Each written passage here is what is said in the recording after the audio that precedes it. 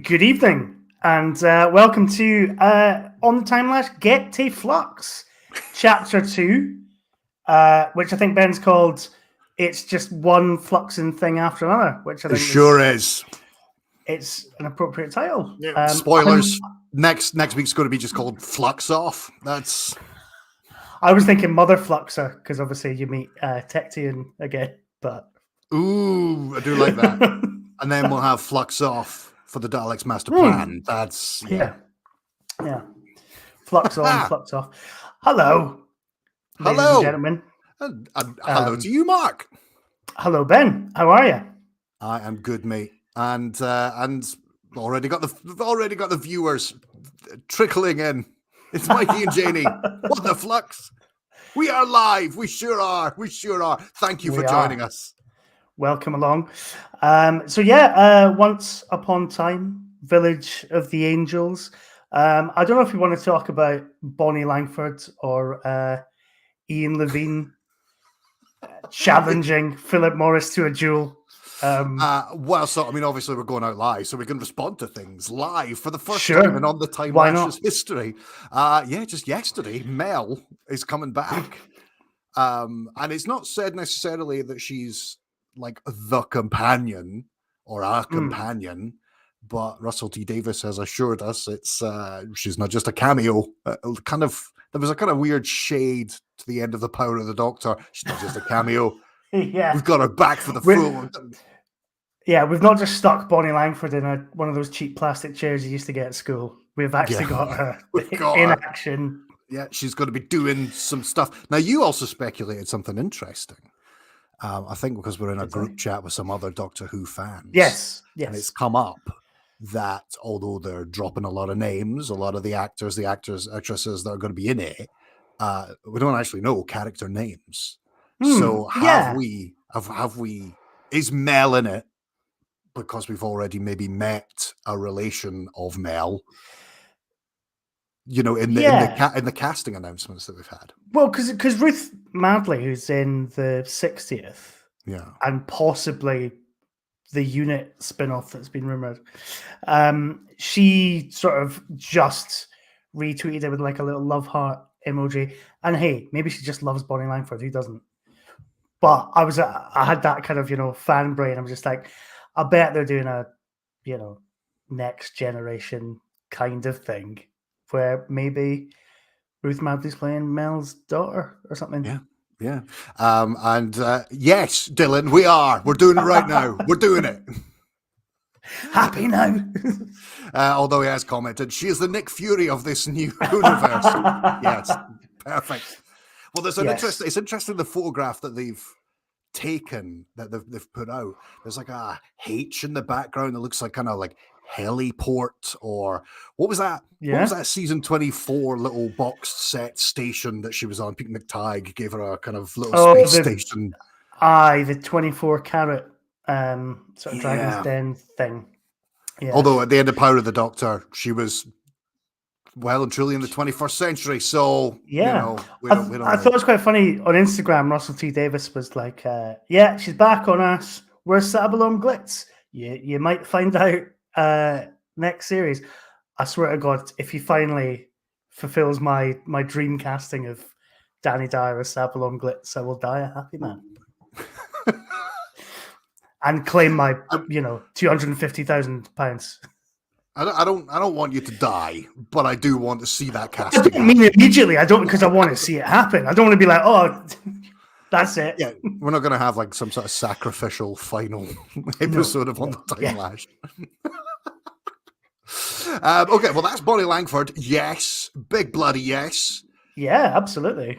Not such a yes. Ian Levine.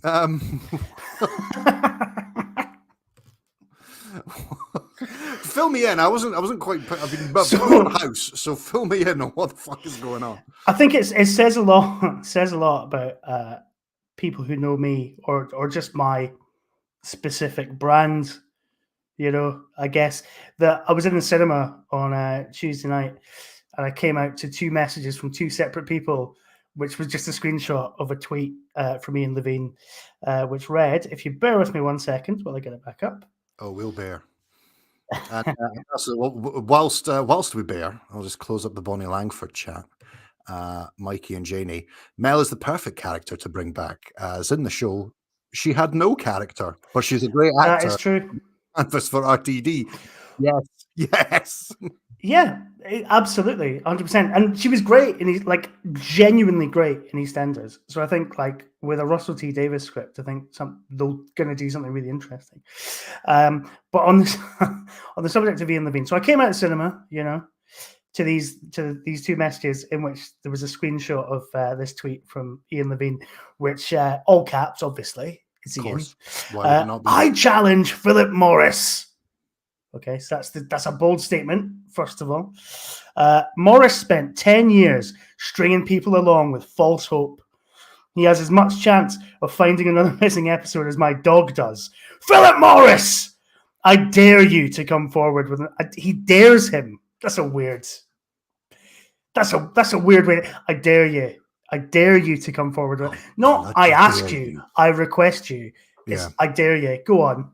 Wouldn't that be a laugh? Wow. Okay. To come forward with another missing episode or else disappear and stop wasting our time. And then he's got a picture of, quite an unflattering picture of Philip Morris dressed as Indiana Jones. If you can see that. It's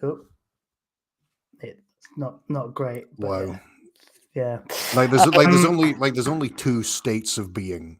There's either constantly returning missing episodes, or you disappear off the face of the earth. Like there's no happy life in between. I was so happy to see that feud reignited, to be honest, because it's. He is 69 years old, so do we expect any less or any more? I think we can expect. I think we could. Expect a lot more from a 69-year-old man. Yeah. Sorry, I mean, it's kicking off between Ian Levine and Philip Morris. It's also kicking off in the comments. Dylan firing back at Mikey and Janie. No character. She was a computer programmer. Who did no computer programming? There was a tweet I saw today, which was Trial of a Time Lords. Mel was trying to get the Doctor. She was into fitness and getting him to drink carrot juice, and then we get to season 24, Mel, and she was eating cookies and cakes. the two old Rezzies in Paradise Tower, and then the comment was something has fundamentally changed with Mel here. Something quite important. Yeah, that's a big Finish box set right there, isn't it? The sort of carrot juice to giant cookie transition. Yeah, and talking about giant cookie, we're back on the subject of Ian Levine, and Mikey and Janie rightly say, I'm going to be honest, it'll be a sad day when we lose people like Ian Levine. Sometimes the boat needs a little rocking, and I agree. The world would be a much quieter, more boring place without Ian. I think we could all agree. Yeah, I'd be sad. I didn't think this was 10 minutes in, and we're thinking about a controversial death. Thanks, folks. Just take a moment of silence. Right, shall we just get on to... Yes, come on, get on with it. They're saying at home. Okay, well, let's do it then. Let's do... so it's in the new Who watch through. It's Once Upon Time. R.I.P. Ian, Dylan Reese. Fuck, imagine he died right now, like while we're recording this. This would be... All right, Once Upon Time. And because, obviously, you can listen to us in the normal place as a podcast, but of course, a lot of you are watching. We're doing this live. There's obviously a few things that we're doing just specifically for the live version. The first thing being, a ticker tape of stats. It's a beautiful thing. It's a beautiful thing. So, Once Upon Time was broadcast on Sunday, the 14th of November, 2021, and it was written by Chris Chibnall and directed by Azure Salim. Viewers were overnight 3.76 million, with the consolidated at the end of the week as 4.67 million. And it was the 16th most viewed program across the week. with an audience appreciation index of 75. That is the stats, but it's time now for a bit of fun. Bear with me. Wait a minute. Here we are. He's cheeky, he's dinky, he's leaky and squeaky. He once got a letter from Colin Baker. He's a dyslexual fun maker. Oh, fuck the wrong thing. Wait a minute. There we go. And incidentally, happy 80th birthday to Colin Baker. Yes, it's Degsy's quiz game thing, because we don't have placements to do Degsy's Where They Come game. So instead, we're gonna have a bit of fun before we get into the meat and potatoes of discussing Doctor Who. With another round of Degsy's quiz game thing. So it's a bit of a quiz, it's a bit of a game, and there's a thing that we have to do as well. So now before we start, I there's a bit of a controversy from last week. Yeah, still in. So I forgot to ask you the third question. I also need to find where I wrote down the scores from last week as well. But I forgot to ask you your third question. So I need to do that right now. Okay. So I'm going to do that first of all. Okay. From last week. So the final quiz question that I missed out was name the security officer at the GPO Tower at the time of the invasion of London by the War Machines. Right. Okay. So because also last week it was First Doctor Adventures. That was the subject of the questions. The security officer. At the moment, I only have, because I'm in the middle of celebrating the 50th anniversary of the Green Death. So at the moment, I only have Stevens going. And if you've got to say Stevens, then you're also reminded of Packer from the invasion. All of this is just slightly further back. Yeah. All of this is just vamping. It's because I don't know the answer to that. I would Johnson, big Gary Johnson. Big Gary Johnson. No, unfortunately not. The answer is Major Green, who was taken over by Wotan. Oh, okay. I would have known that. I just didn't picture him as a security guy. I just thought he was like just some lads. Just yeah. Sorry. Just jumping in there, Mikey and Janie. I have a question about the audience appreciation index, which is part of the stats that we do.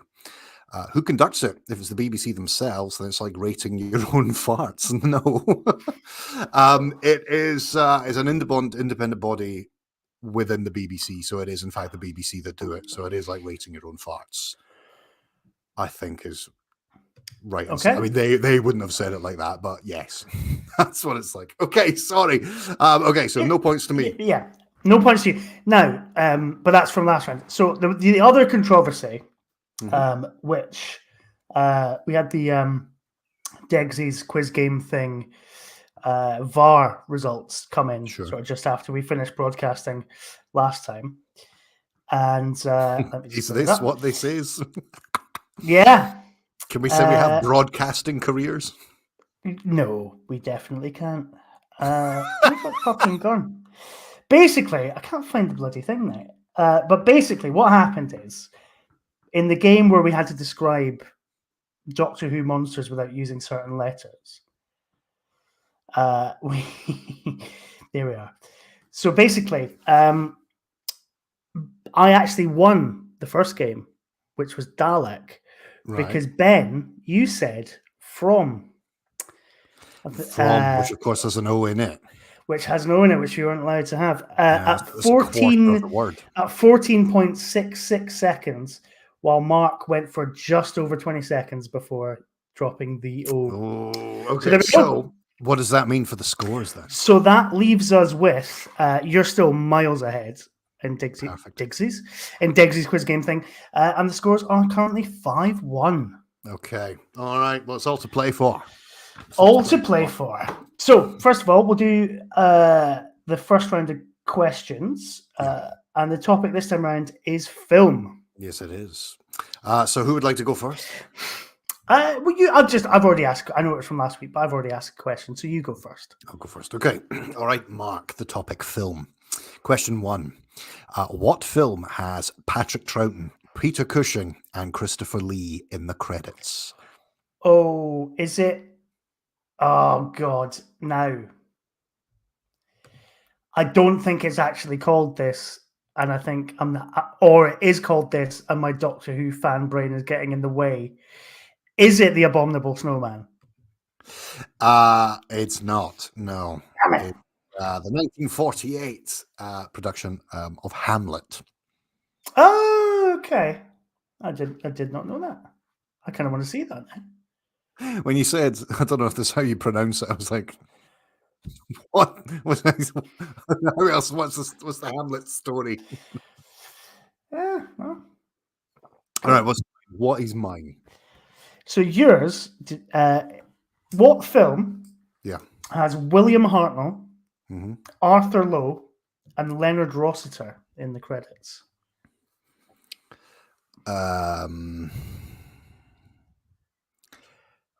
Arthur Lowe, Leonard Rossiter, and William Hartnell. Is it the 7 Deadly Sins? Is that what it's called? No. No, it's not. No. It's This Sporting Life. Right. Okay. I mean, the one enough. William Hartnell film that everybody fucking knows. I didn't know Arthur Lowe was in it. I haven't seen it for a while. I can't remember Arthur Lowe being it, but yeah, he must be. So yeah. Right. Okay. Oh, well. Oh, yes, me. Okay. Next. What film has Tom Baker, Joanna Lumley, and Ray Winston in the credits? Oh, I know this one. It's The Magic Roundabout. It is indeed The Magic Roundabout. Yes. 1 to you. Because is Tom Baker not like the evil Zebedee or something like that? Yes, he is. Yeah.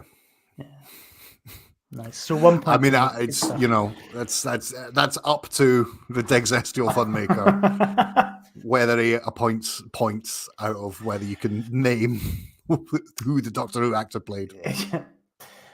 Well, I haven't named. I've just gone Evil Zebedee, whatever that was called. Probably Zobad. Anyway. Yeah. Don't overthink it. Don't overthink it. That's exactly what it will be. Zobadoo or something. Okay. Oh, you're gonna know this surely. What film has John Pertwee, Eric Sykes, and Roy Kinnear in the credits? Eric Sykes and Roy Kinnear. Is it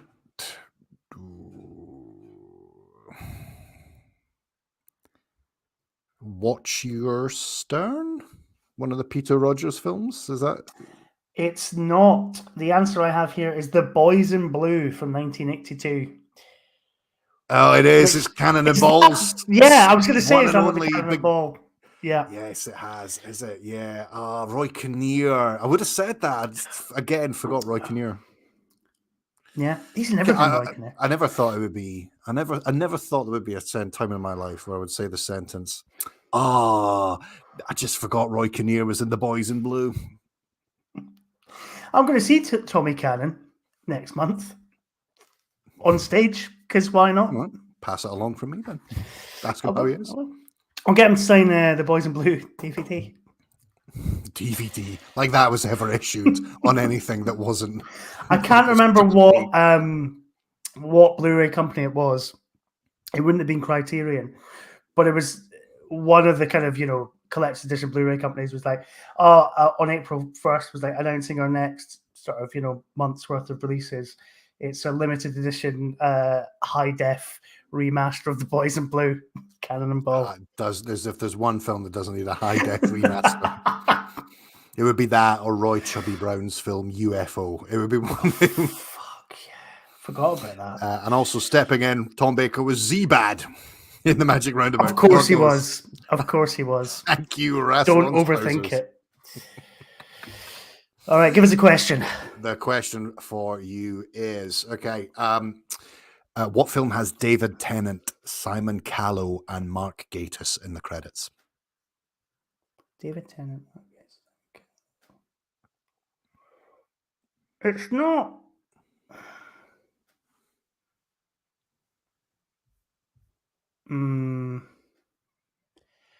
No, I was going to say Jude, but I don't think it is. But I'll go Jude.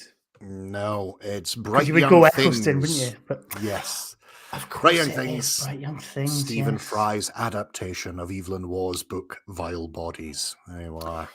Indeed. Old And Benny. then your last question, in terms of the films, is what film has Christopher Eccleston, Peter Kay, and Simon Pegg in the credits? That is the League of Gentlemen's Apocalypse, is it? Sadly not. No, it's 24-Hour Party, people, from 2002. That's a shame. So there we go. Right, okay. It's a great film. And also another Michael Winterbottom film, but not Jude. So what does it fucking matter? All right. Well, congratulations.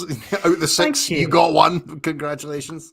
And then we'll have a quick Dwordle.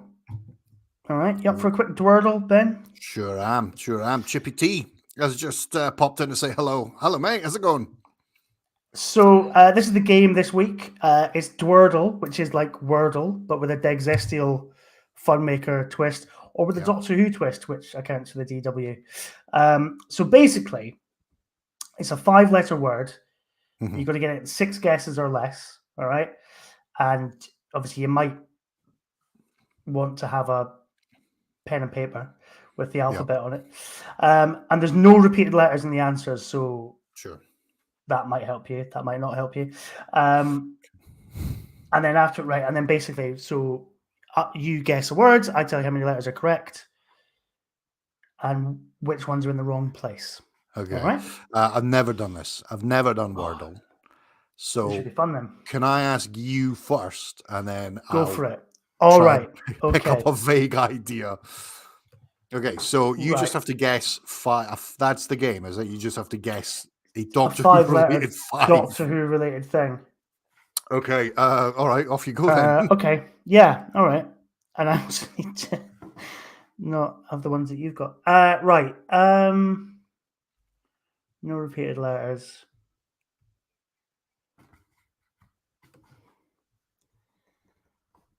All right. Tegan. Okay. No. Let me find it. No. And so does it have to be where the letter is? So you just tell me what you can tell me, like if it's in the if I've got the right letter but it's in the wrong place, or you can tell me okay. Yeah. Right. So you got 1 letter correct. It's an N. Right. Am I allowed to tell you that? Of course, I need to tell you that. But it's not in the place. It's not in it's not right. Okay. The Tegan position. so you got 1. Right. And it can't be Nymon because that's 2. My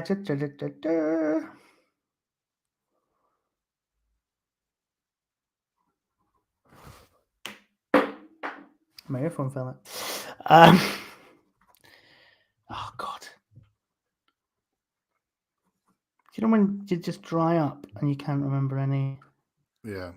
Are you allowed like a clue? I don't think so, no. the N not being oh God. All right, okay.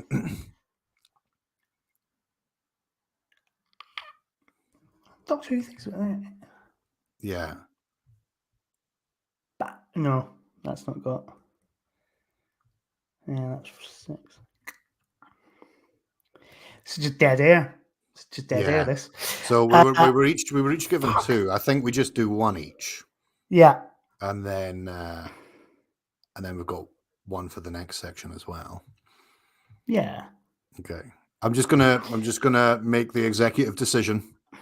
And say, Derek said no clues, and I was just about to say a clue. Okay, right. He's always listening. Right, he's always present. He's always there.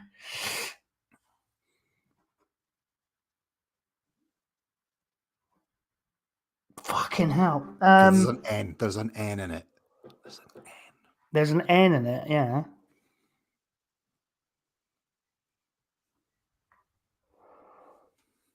Oh,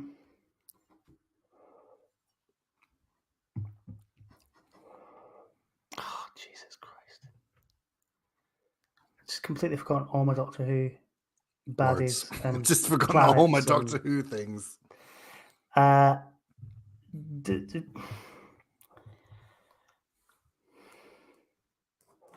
Okay, I'm just like coming up with words that begin on with them an N. Simultaneously. What's mine? Oh, okay. You could do, yeah. You could do that, and then maybe just. Okay, so I have to think of a word, and the word I was going to say was robot, but that's got more than 5 letters in it, and 2 are the same, so that's not correct. Angel. That's a good one. And I know it's not mine, but it's not the one. However, you do have 2 correct letters. Ooh. Okay. The A is in the right place. So I can tell you that. The N is not. Okay. Artron? No, is Arton? Auton. It's Auton. It is Auton. There we go. In two goals. I don't know how many points that makes for you. Okay. I don't know. But yeah, nicely done. Okay, I'm going to go. I don't know because that's in the wrong place. I'm going to go Angel. Fuck it. Oh, no, wait, that doesn't work because I had Tegan. Yeah. Derek's also given us an opt-out. Is this too hard? Do an impression of 2 Sontarans having a barbecue instead.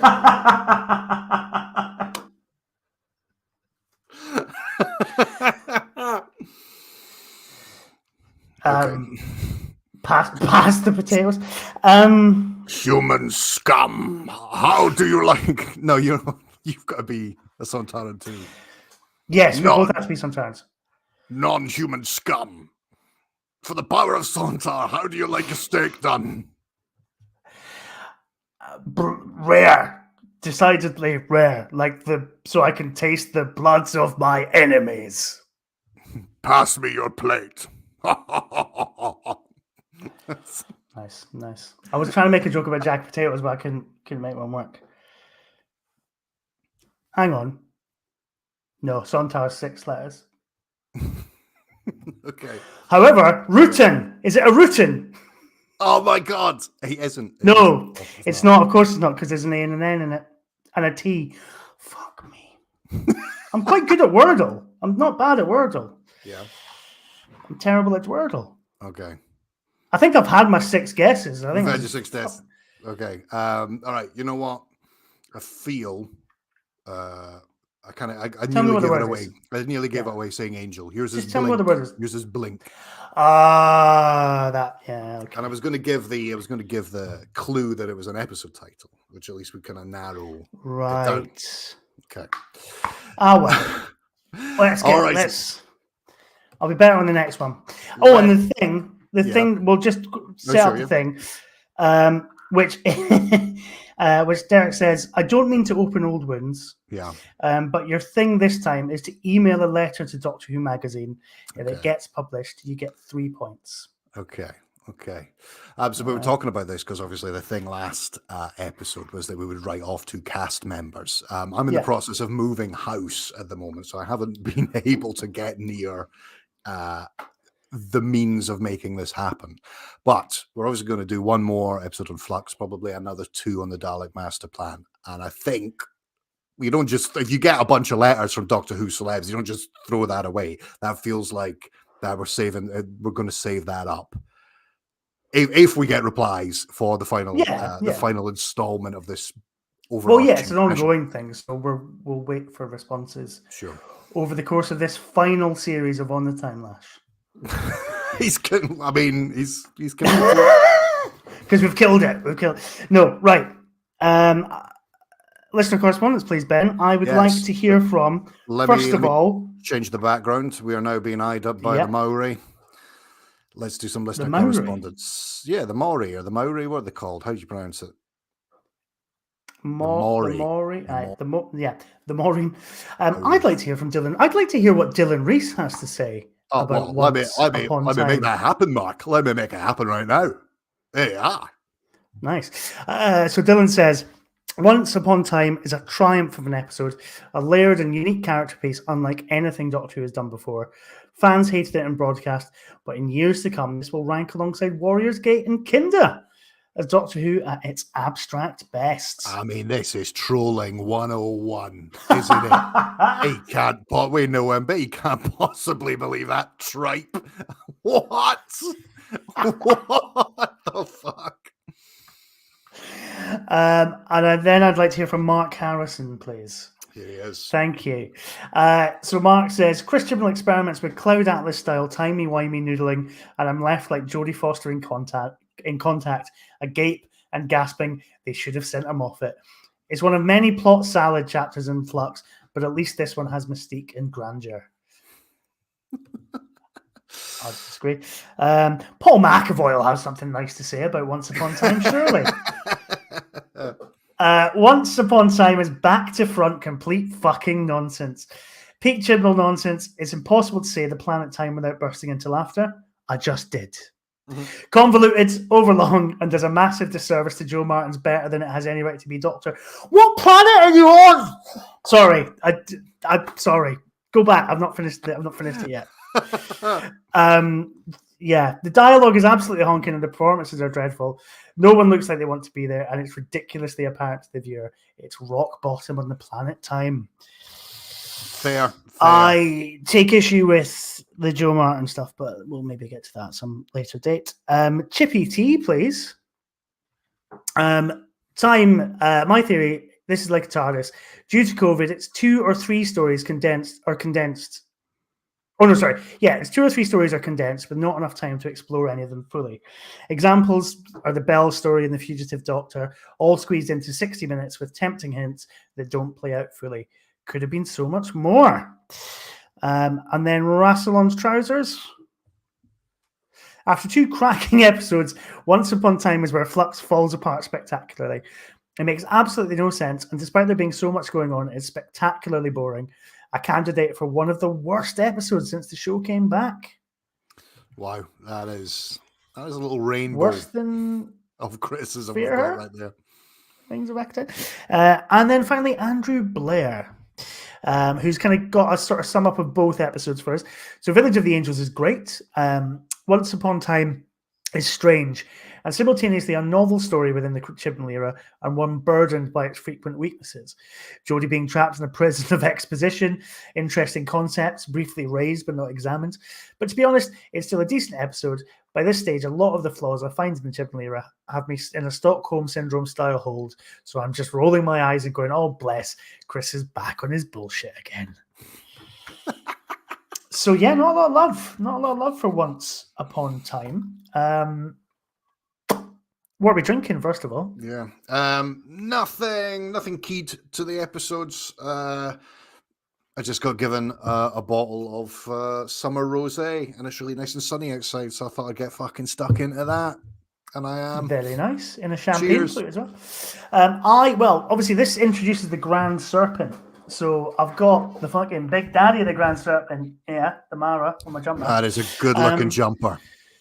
And I'm drinking a can of Full Circle Brew Company's Diesel Sour, which is called Snaky Bee, which is very nice. It's very, very nice.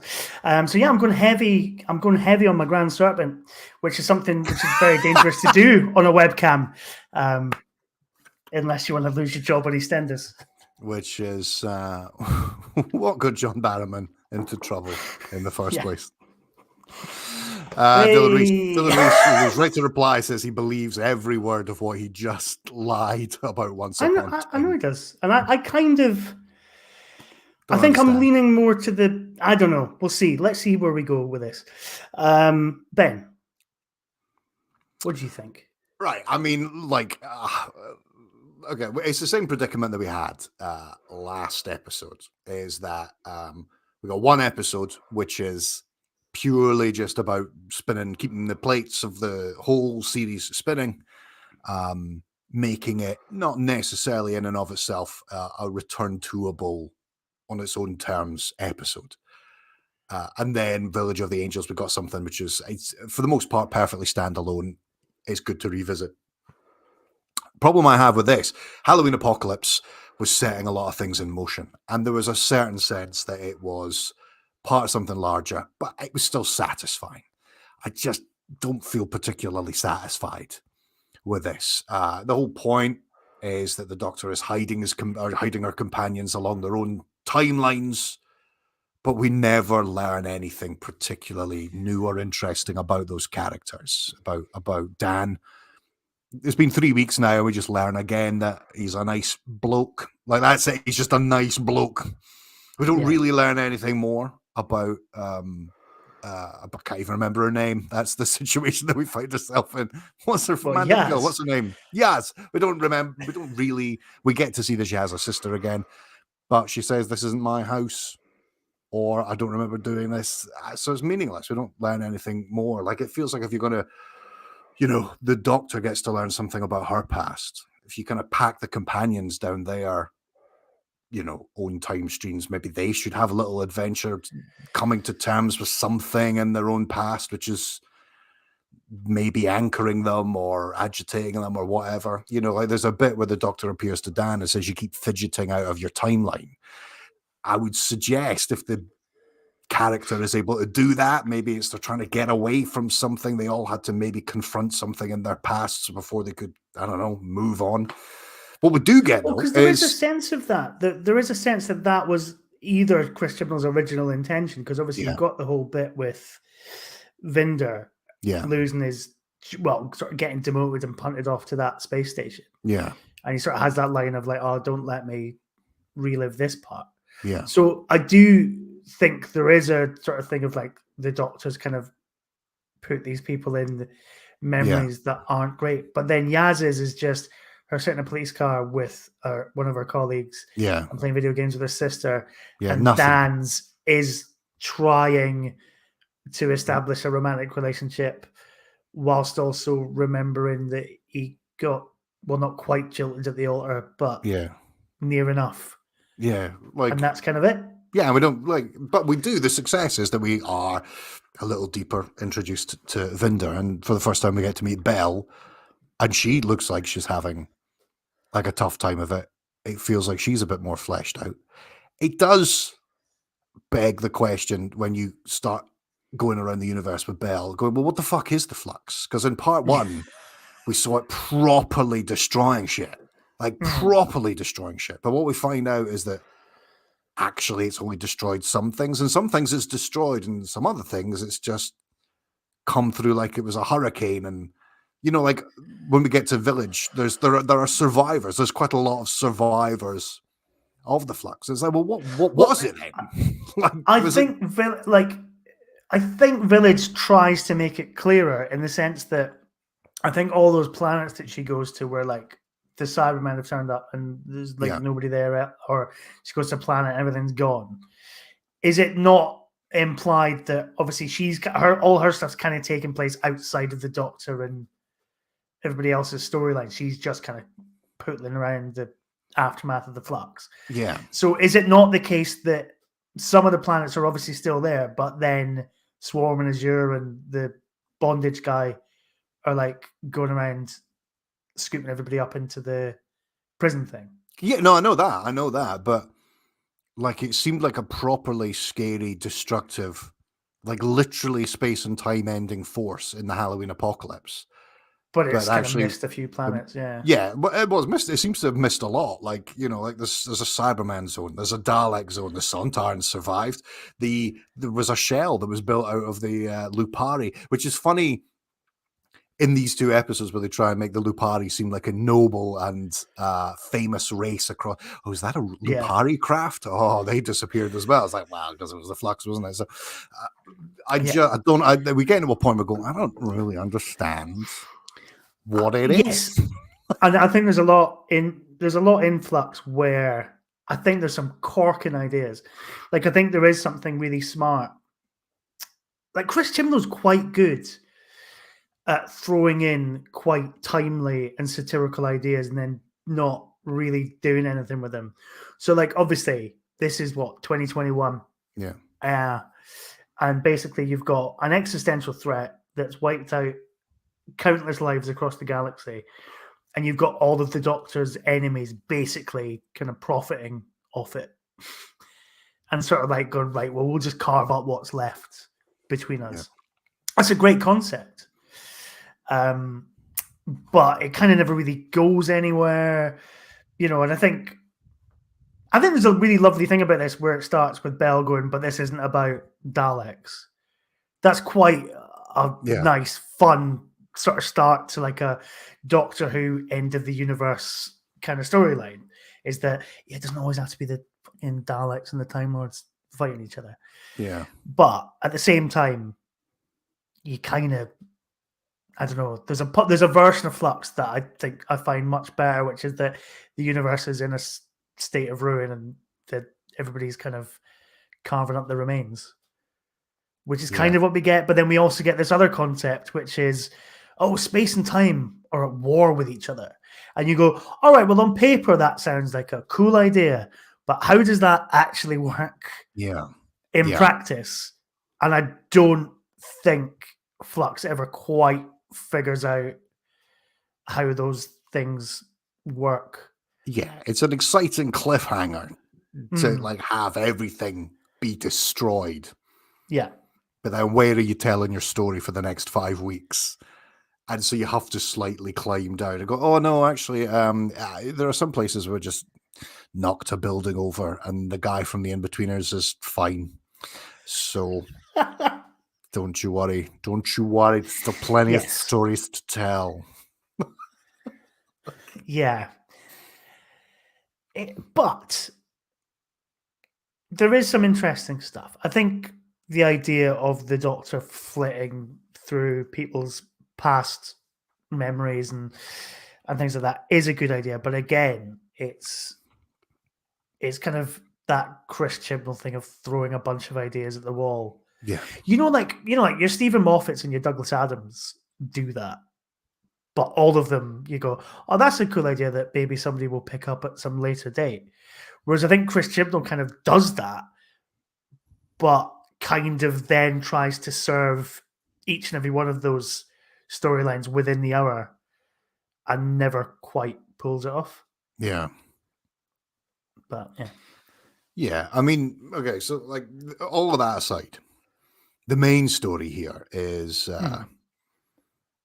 we get to experience some of the Doctor's memories, altered slightly because of the situation of being back in her Division days when she was Joe Martin's Doctor. So we have, this is the big selling point for this episode, that I think that a lot of people, this was the main exciting thing. Everyone was squeeing on Twitter that it was the fugitive Doctor was back. That this is the selling point of this. Who fucking cares? I don't care. I don't care either. They don't care either, particularly. I mean, I don't think does Joe Martin. I don't think Chris Chibnall has ever cared about filling in that backstory. Yeah, no, but I mean, has he ever actually cared about making that a real character either?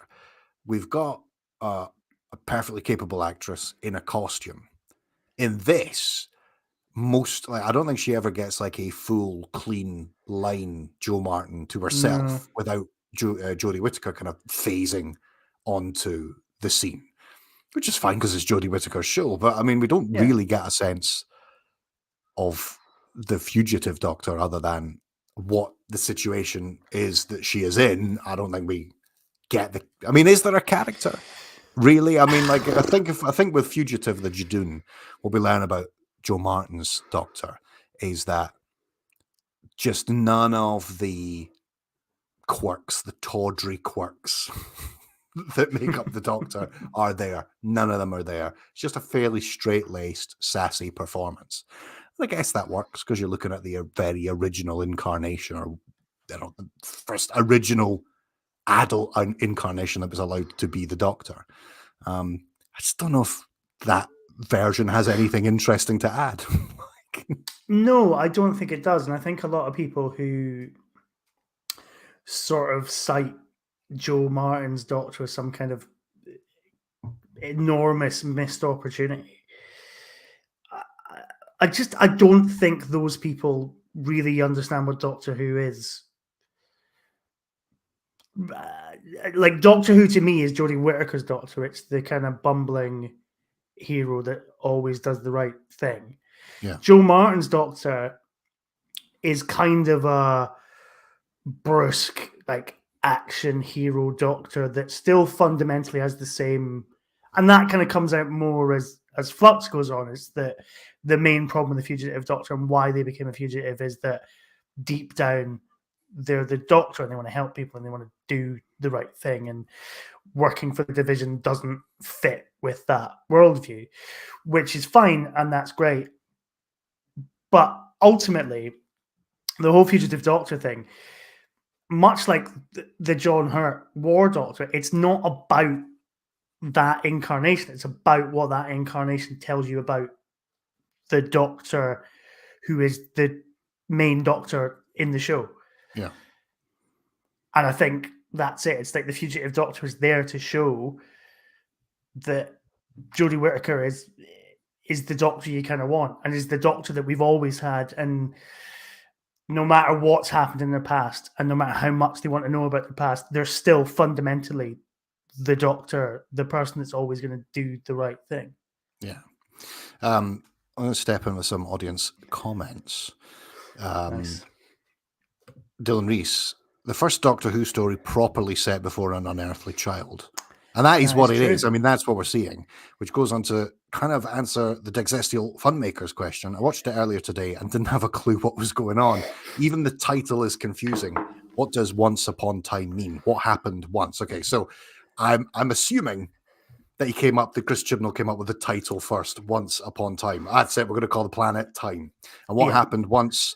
Well, it's a kind of missing in action kind of storytelling. Storm and Azure were captured. How were they captured? What led up to it? And what we're getting is the Chris Chibnall era equivalent of Jamie and the Second Doctor showing up at the start of the Two Doctors. It's what happened hundreds and hundreds of years ago to set in motion what we started to see in the Halloween apocalypse. That's what happened once. Yes. But he's right. But I'm still not entirely sure what they were up to. But I don't know either. The thing is, like, it's if you want to care about the character, they've picked such a scientific or sci fiction, fantasy heavy gobbledygook story that probably needs a bit more time to breathe for us to care about this element of the. Like, you know, like the Doctor goes, I want to know what happened. And it's like, but as an audience, I'm like, if it's all the same as this, I don't want to know what happened. Like, I don't care. Yeah. And it's also yes. And I know it's because the Doctor doesn't have their memories, but I just love the idea of Swarm and Azure getting out of prison and then going, right, what are we going to do now we're free? Or should we go back and do whatever the hell it was we were trying to do that got us put in prison in the first place? The same thing. If you were an actual criminal that did that, like say you got done for like attempted murder and you go, right, I'm now going to go out and murder the person I originally intended to murder, as if you're not going to get met by, you know, if you were police officers at the door. If you were one of the Hatton Garden bank robbers, if you're an old bloke who got out of prison and then was hanging around Hatton Garden, they'd be like, "Oh, what are you up to? Get back in there!" Don't like. Yeah, it's weird. There is even a line where like the Doctor is pleading with a Maury to say something. Remember, we did it that one time before. Why don't you do it again? Let's do it again and capture them again. Like, all right, okay, fucking hell. Yeah, it is repeat offenders. It is. I feel like I'm more intensely hating this episode because I enjoyed it when I first saw it, and I enjoyed it just washing over me. I do think there's some really good stuff in it, and I do think I think there's something interesting in kind of like the temple of time, and therefore and how the flux kind of affects the timelines, which obviously becomes more of a thing as it kind of goes on. so that you do have this kind of fluid Doctor Who story, which everything's kind of taking place at once, but not taking place at once because it's everybody reliving events, but with the faces of different people. There is some really good stuff in it, and I think Craig Parkinson's great in it. Yeah. All that stuff's quite good.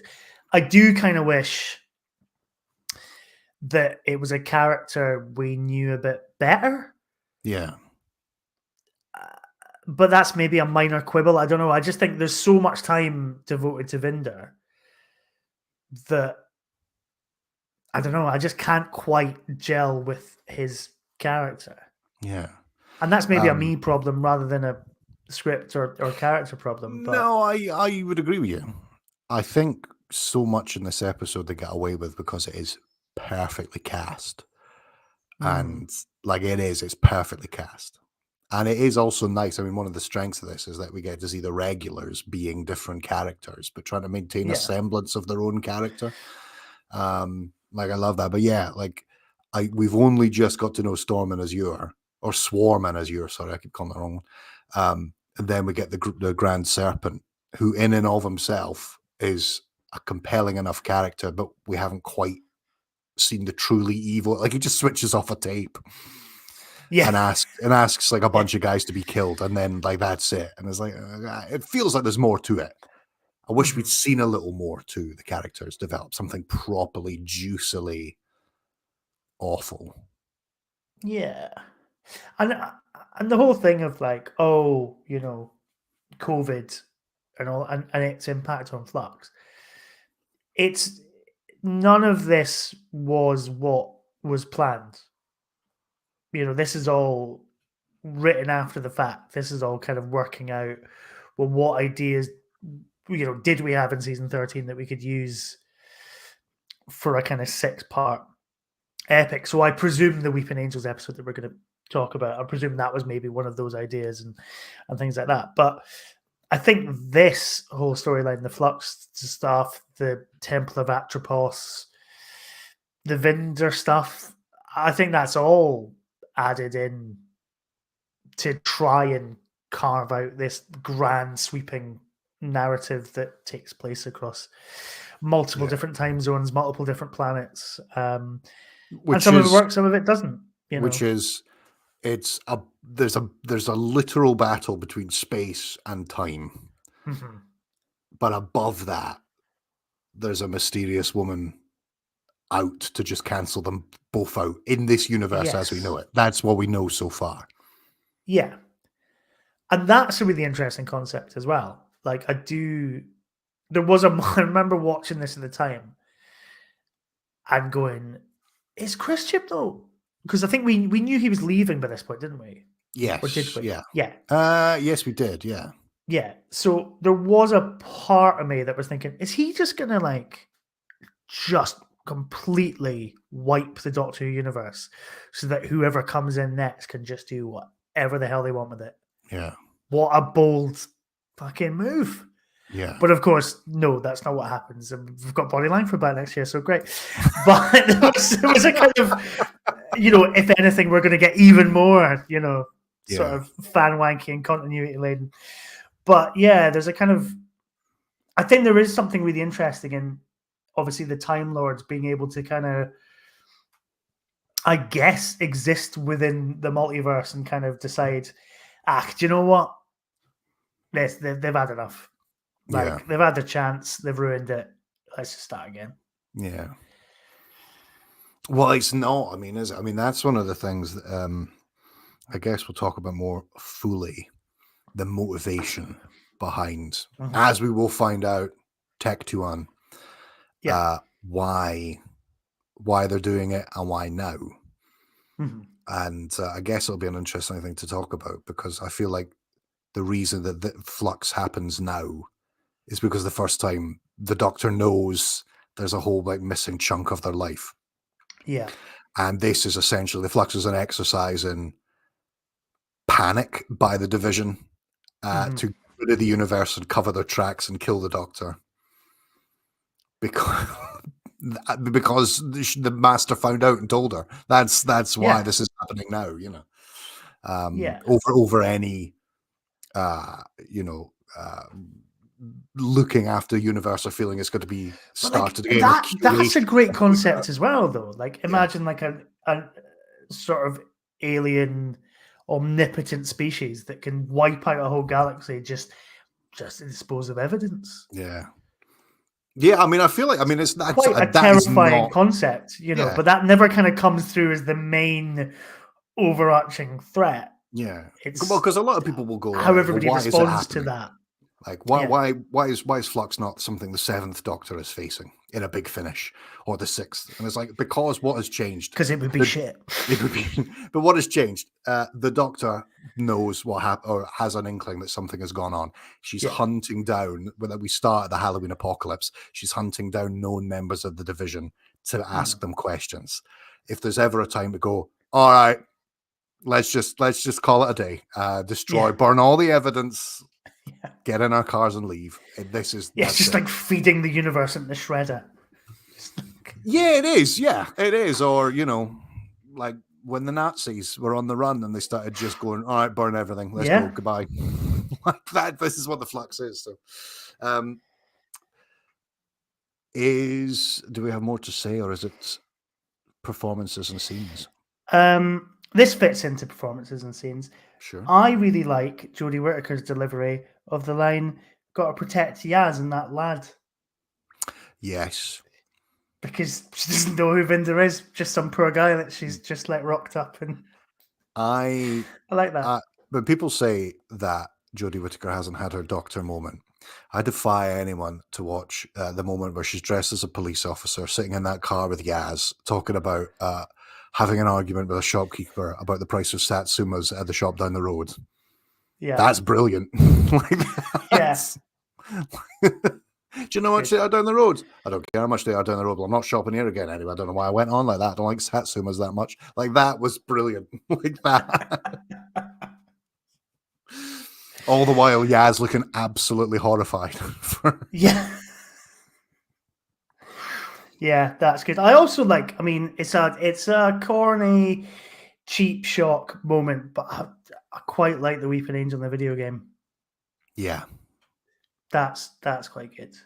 Yeah, and then in the mobile phone, and then the angel as the TARDIS cliffhanger. Sure, why not? Yeah. We're having fun. Yeah. What else have I got here in terms of favorites? I remember it. I'm picking it apart now. I just remember it being so compelling when I first watched it, because you didn't know what was happening. You didn't know how it was going to end. You didn't know how these things would be resolved or not. But I just remember watching it and feeling so exhilarated and compelled. Because even if it doesn't hang together as as a connective tissue between War of the Sontarans, which is amazing, and this Angel episode that we were getting. We knew about that. I was just like, brilliant. Bring it on. Bring it on. This is great. And again, Doctor Who should always take risks, because the minute it starts just doing, it's a village I mean, I know this is sort of setting up the second half of the episode, but, the minute it starts just relying on that kind of 1970s alien invasion of the home counties stuff. Yeah. To please people that think that's what Doctor Who should be. I think, what's the point anymore? You know what I mean? It should always be at least taking a big swing like this and maybe not quite succeeding. Yeah. Than just playing it really safe. So yeah, good job. And my favorite performance is a short scene, but Barbara Flynn. I think that is quite a nice, kind of enigmatic performance from her. I think it's kind of a bit of a standout, and I think I can't remember her name, but whoever plays Belle, I think, is also quite good. Yeah, I like how so many of the scenes are made up of like intense close-ups of characters. Presumably necessitated by how do you fill a screen when you can't have multiple people on screen together because of COVID. Well, you let actors do all the kind of like properly deep facial shit acting.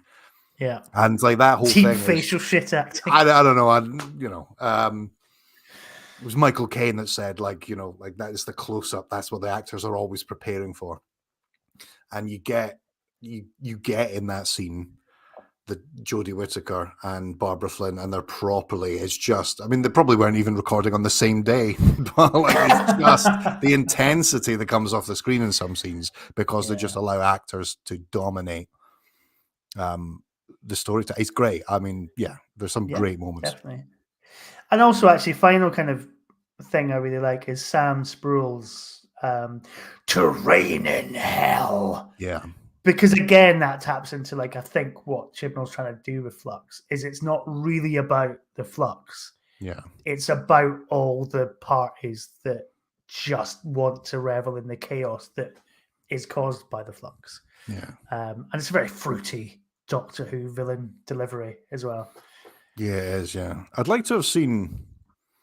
So we've got the Sontarans, we've got the Daleks, we've got the Cybermen. I'd love to have seen, like, just one, like, shite baddie that for some reason and the Dravins. It's like, what? Oh, okay, that's barely 15 just some minutes. quarks, sort of like. And they're just Bell's leaving a message for Vinder, and there's just a few quarks kind of just like, you know, putting away behind there. I'm impressed by Passenger. I like that idea. I mean, I know it's essentially a TARDIS or a Dalek prison, but it's just a big muscly bloke with a mask on that looks really scary all the time.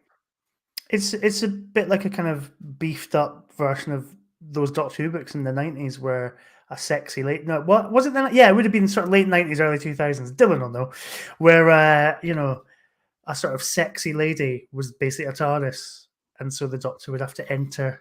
Oh yeah, it was. What was her name now? Time and space. Was it Compassion? It was Compassion. Yes, she was, because the Shadow of Avalon, the 8th Doctor's TARDIS, gets destroyed. Yeah, but a girl, just becomes a TARDIS, so they go looking for, or she. Yeah, that's it. Yeah, because there's a bit. What is it? And now? You think this was shit? Compassion, of course. Yep, Dylan Reese is on it like a car bonnet. Is Compassion.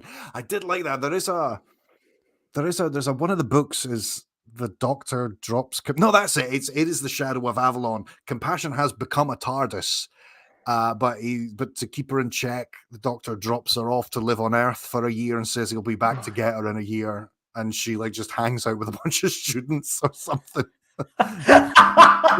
Who doesn't love a big beefy man who can fit loads of people inside them? Never a truer word. Well, of course we can't call this a broadcasting career. You're very right, Mark. A big beefy man who can fit loads of people inside him is exactly what got John Barrowman in trouble in the first place. Well, okay, right. Shall we have a little break then? We'll just have a little bit of just 5 minutes, go to the bathroom, recharge glasses, that kind of stuff, and then we'll be back for Village of the Angels. So indulge me a moment whilst I get everything ready. I'm going to mute us, going to have a little jingle, and then we'll be back for Village of the Angels.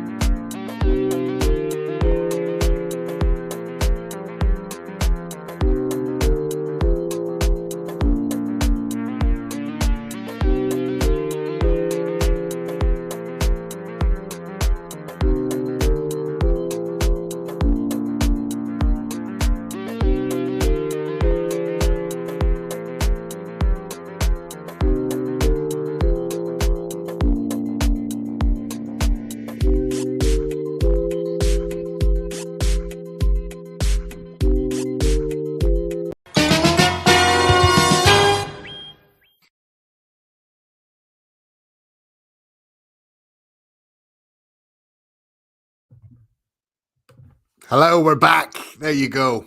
Seamless. Hello, Mark. Are you on? Hello, Ben. You are perfect. Cool. I'm here.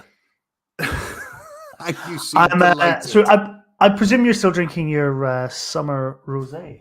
Yeah, I'm just tanking through the bottle. I've got to clean everything. I've got to clean everything out, so might as well. And by clean everything out, you mean, of course, your house, not anything internally. Well, I'm drinking. So obviously, last episode I had one of these. This is another version of it. So I'm back on my Flux beers. Yeah. This time around, it's Flux number 22, which is a red wine, barrel-aged maple and pecan imperial milk stout, which is 12%. So if I was shit at Twirl in the first half, I'm going to be even shitter in the second. So I'm just I have a few different little backgrounds. So this is the angels surrounding the Doctor. Is it? Oh yeah. This is the little time spill between 1901 and 1967. Nice. And this is the angel and Claire talking to the Doctor on the beach. Which one do you like the best? Which is the most evocative?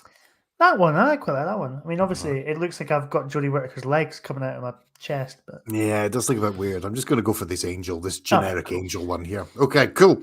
All right, well, we're back. It is Village of the Angels. So shall we just go straight in and do some stats? aye. Let's do it. All right. Well, Village of the Angels was broadcast on Sunday, the 21st of November, 2021. And it was written by Chris Chibnall and someone else? Maxine Alderton.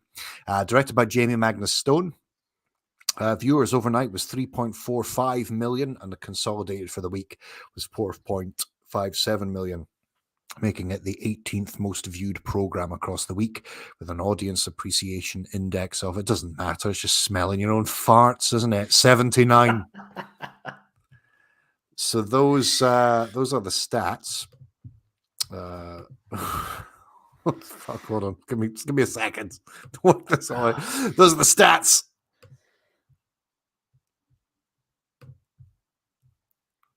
Let's have a game of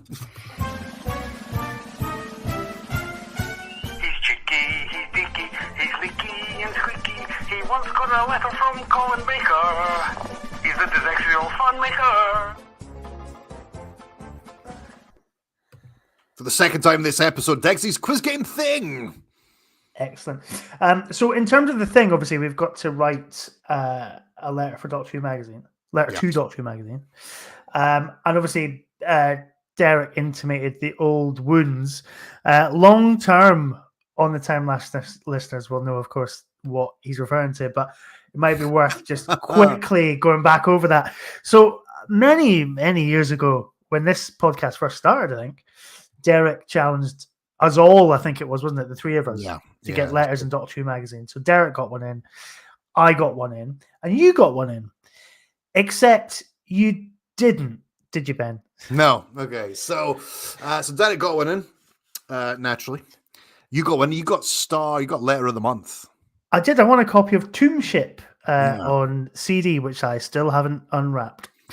And I sent one in. I've just been a wido. I can't even fully remember what the joke was, but it was something about congratulating. Like, it was. It doesn't even matter what it was. It was bullshit. Was it not something like? Oh God, what was it now? I remember now. It was something to do with poll results, wasn't it? I mean, it doesn't actually matter what the story was because it was never printed by Doctor Who magazine. Sure. Somebody else's letter, for some reason, became attributed to me. And there's not a lot of. I mean, I'm imagining there's not another Ben Verth from Edinburgh. So for some reason, he's here tonight. He's not. For some reason, our letter and our name became joined in a way that they shouldn't have been, and my name and where I'm from was printed, but connected to an opinion I just don't agree with. It was somebody slagging off like the 11th hour And I'm like, fuck. Yeah, I remember that. That's not me. I don't think that. I love 11th Hour. What the fuck is happening here? Anyway, so yeah, it's so funny. That's why it's an old wound, and that's why, to Exestial Funmaker, it needs to be corrected. And I am wholly on board with this thing. Well, new editors. There's a new editorial team, so we'll see. And I do like reading the letters page. There's a nice kind of positive sense of community that you don't find on Twitter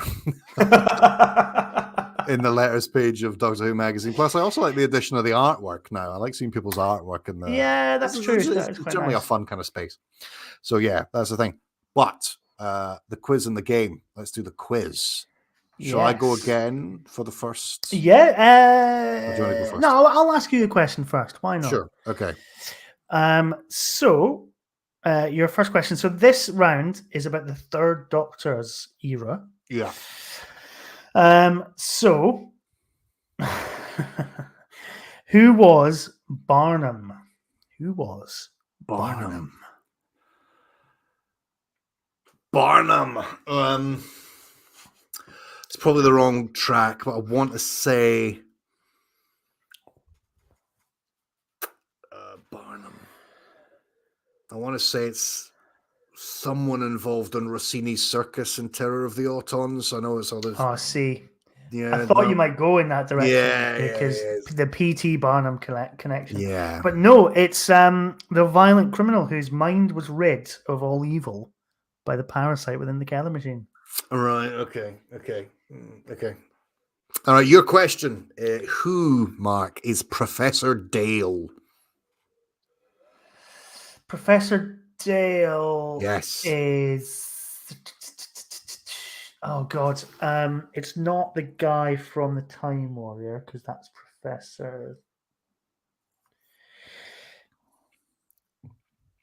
Well, you don't know him either, so it could be. No, it's not. He's got a really weird name that is just suddenly... Rubish. Professor Rubish. That's it. Professor Rubish. So Professor Dale, I'm going to say, is some lad at the fucking Silurian project. No, he's the old boy that tries to escape with the Doctor, the fellow inmate of the Doctor at the Luna Penal Colony in Frontier. Oh, is he the Jeremy Corbyn lad? Yes, he is. Yeah. Ah, God damn it! Oh, but my pack seems to be empty. That guy. Okay, what's mine? Your next question. Sorry. Who was Jane Blythe? Jane Blythe. She's not the woman professor in the Time Monster, is she? No, unfortunately not. She was the WRN officer of a naval base in the Sea Devils. Right, okay. All right, okay. Mark, who was Miss Paget? Who was Miss Paget? It is should be one of these poor, unfortunate suburban home counties housewives that are menaced by either an Otto and a Silurian, or maybe. No, she is now making me think otherwise. It just falls like that. She was the secretary of Sir Reginald Styles in Day of the Daleks. Oh, okay. It's funny, isn't it? We host a Doctor Who podcast and we know fuck all about it. Well, we know how to complain, but obviously Miss Paget and Professor Dale, there's no complaints about them. All right, your final question. Yeah. I remembered your third question this time around. Perfect. What does Tom Tit stand for? Oh, it's trans. The I and the T at the end is interstitial time. Mm-hmm. Oh, it's transfer of matter through interstitial time. Ooh, I think we're going to have to open this to adjudication because it's transmission of matter through interstitial time, but you got everything else. So I'm not sure what the Digexio Funmaker wants to do with that. I got my arm tit. You got the arm tit. You definitely got the arm tit. Well, Rassilon's trousers already come in with justice for Benny, so yes, I'm with you. I'm with you. Okay, I got my arm tip. Well, okay, while we await the judgment, what's my last question? What does Clochlida Partha Menon Clatch roughly translate to? Oh God! Clochlida Partha Menon Clatch.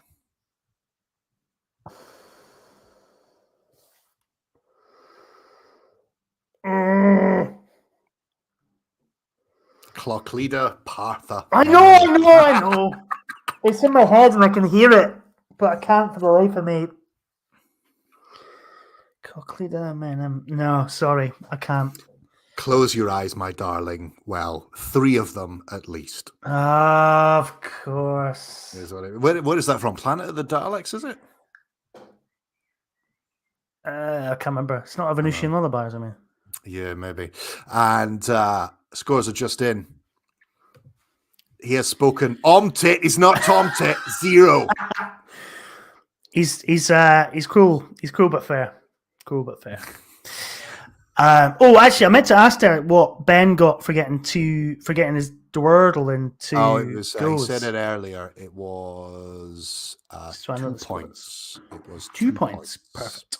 Great.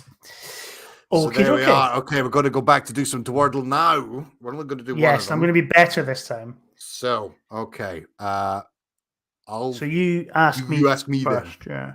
Okay. No, you asked me first this time around. Okay. All right. give me 5 words from Doctor Who. 5 letters. A 5-letter word from Doctor Who. What about?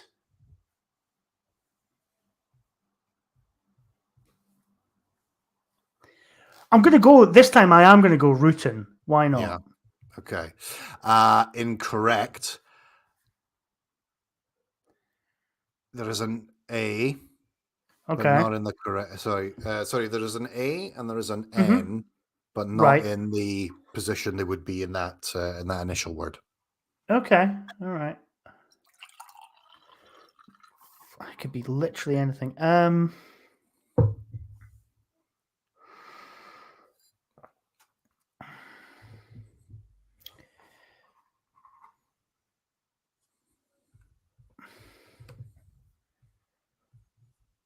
I mean, it's not Doctor Who, but it's near enough. Yanto. It's not Yanto, mate. It's not Yanto. No. Are any of the letters in the right places?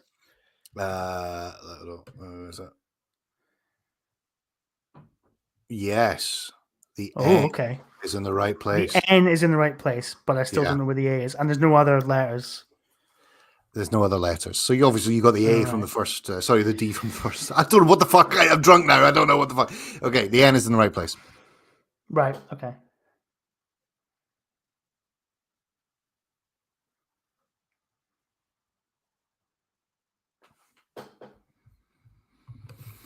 At this stage, part 2, I've had most of a bottle of wine. I'm just going to lean into the silence.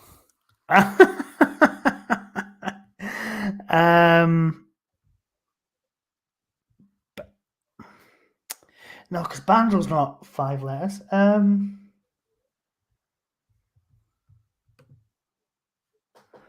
Your clue is you'll fucking be kicking yourself if you don't get it. Oh, great, cool. I definitely will be kicking myself. It's got an N in the middle. It's an N in the middle.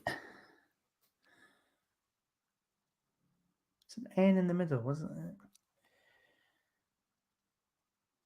5 letters. N in the middle. Stop helping me. There's an A somewhere. Yeah.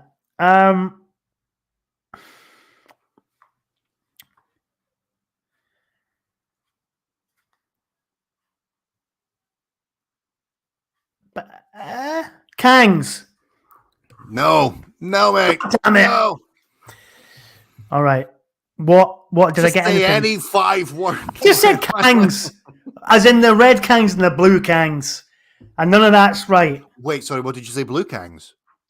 Fuck off. It's not that. Isn't that? And none of those letters are in it. You got your N. You got your A. You got your K. So wait, so the right place as well. So the K's in the right place. Yeah, and the N's in the right place. And the N, but not the A. Not the A. Okay. All right. Okay. Yeah. The A's not in the right place. And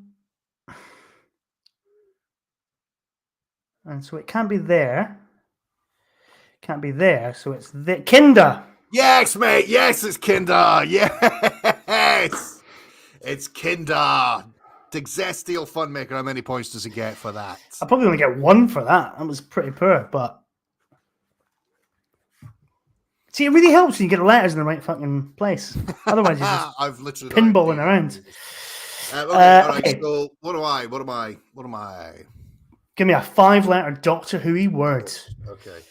5-word Doctor Who word. Reboss. No.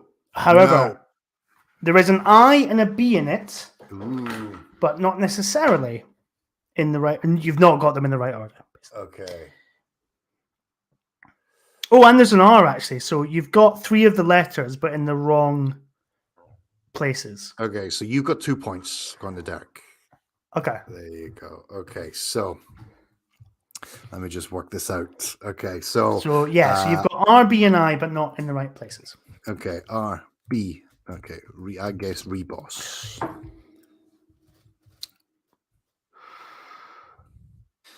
Reboss. And I got the R, B, and I. Okay. Interesting you would say it that way because it would be the R-I-B, but the R-B and I is what you've said. So, okay. It was only because I didn't notice the R until the end. Okay, is it Biroc? That's a bloke. It's not. It's not Biroc. And also, hang on. You've got the R in the right place. Ooh, cheeky. Okay, so the R. Okay.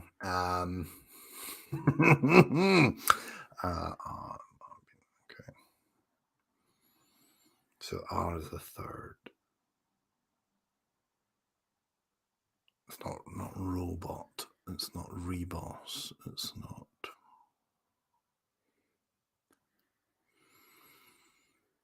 And how many guesses have I exhausted? You've only had 2 so far. I have 2. 4 more.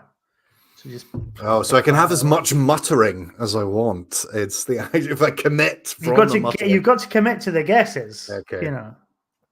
So you've got the R in the right place, and you also have a B and an I going spare. Okay.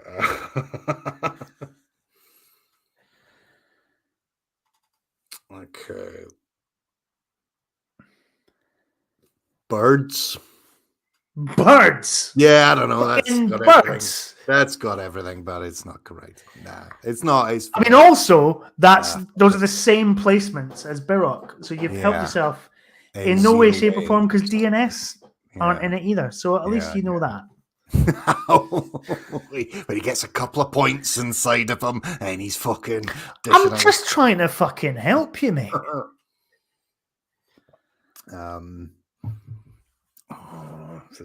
Okay. BRS. Captain Mike Yates. What? I've just got there's me wanting to win, and then there's me wanting to be a devil with it. BRS. So BRI. So BRI. There's no S. So it's something R something, and there's a B and an I in there. Okay.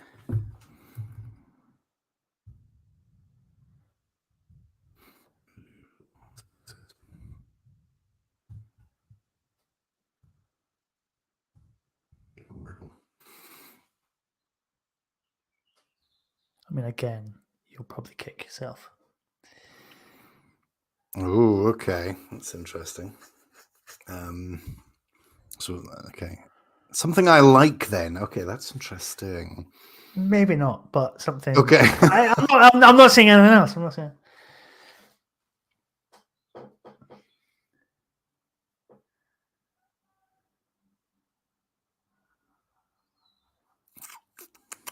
Fuck. I'm like you. I've kind of gone blank on just 5 words. I'm focusing on those 3 letters. Yeah. But that's fair enough. But yeah. I mean, to be honest, all you know is that there's an R in the middle. In the middle. You could just start spitballing, but then you're going to lose your guesses.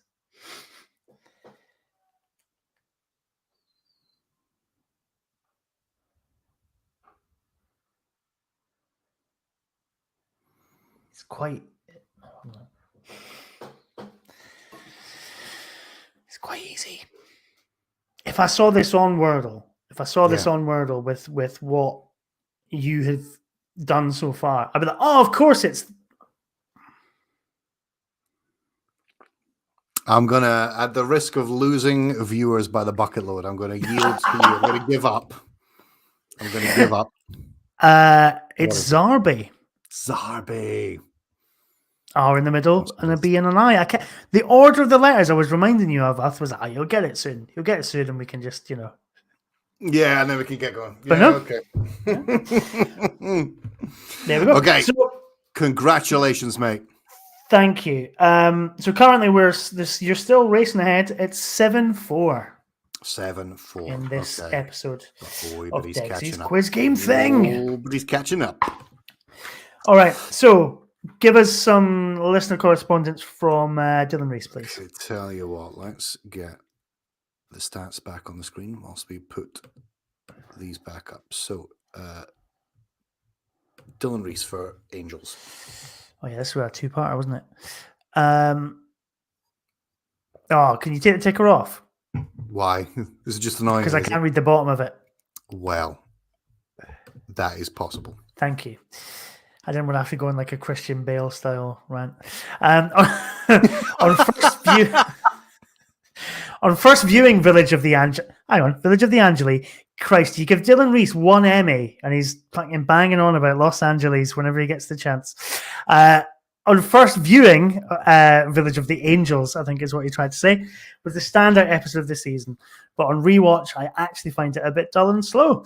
Yes, it has all the makings of a classic, but I find myself breathing a huge sigh of relief when we cut back to Belle. Everything about it's pretty much perfect, but it has no place in this groundbreaking, fast-paced new version of Doctor Who. In fact, I'd go one further and say, if Doctor Who is to survive, it should be trying to avoid telling stories like this. There he goes. He's fucking. He's thrown his fishing rod in. Ben's gonna grab the hook, presumably.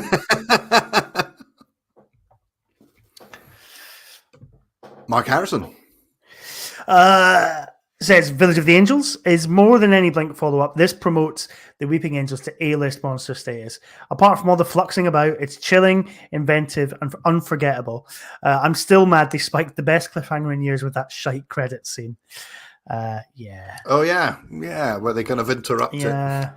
It's weird. To give little hopeful cliffhanger. Although on that little weird bit, I wrote down.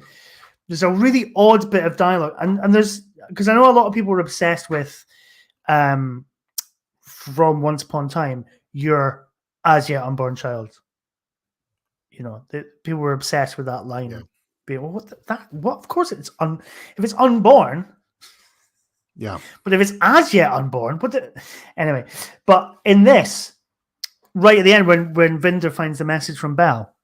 And she's like, I found out there's these aliens and they're abducting people. And you know what you and I think of the old abductions? Yeah. You know what I'm like about abductions? Not fun. I'm not a fan. You're not a fan of them. Who is? I mean, abductors, I guess, are fans of abductions. There's some absolute shit. You can tell. Well, we'll get into this. We'll wait until. You and I aren't a fan of the old abductions. That's what she says, isn't it? It's very loaded, especially with that voice.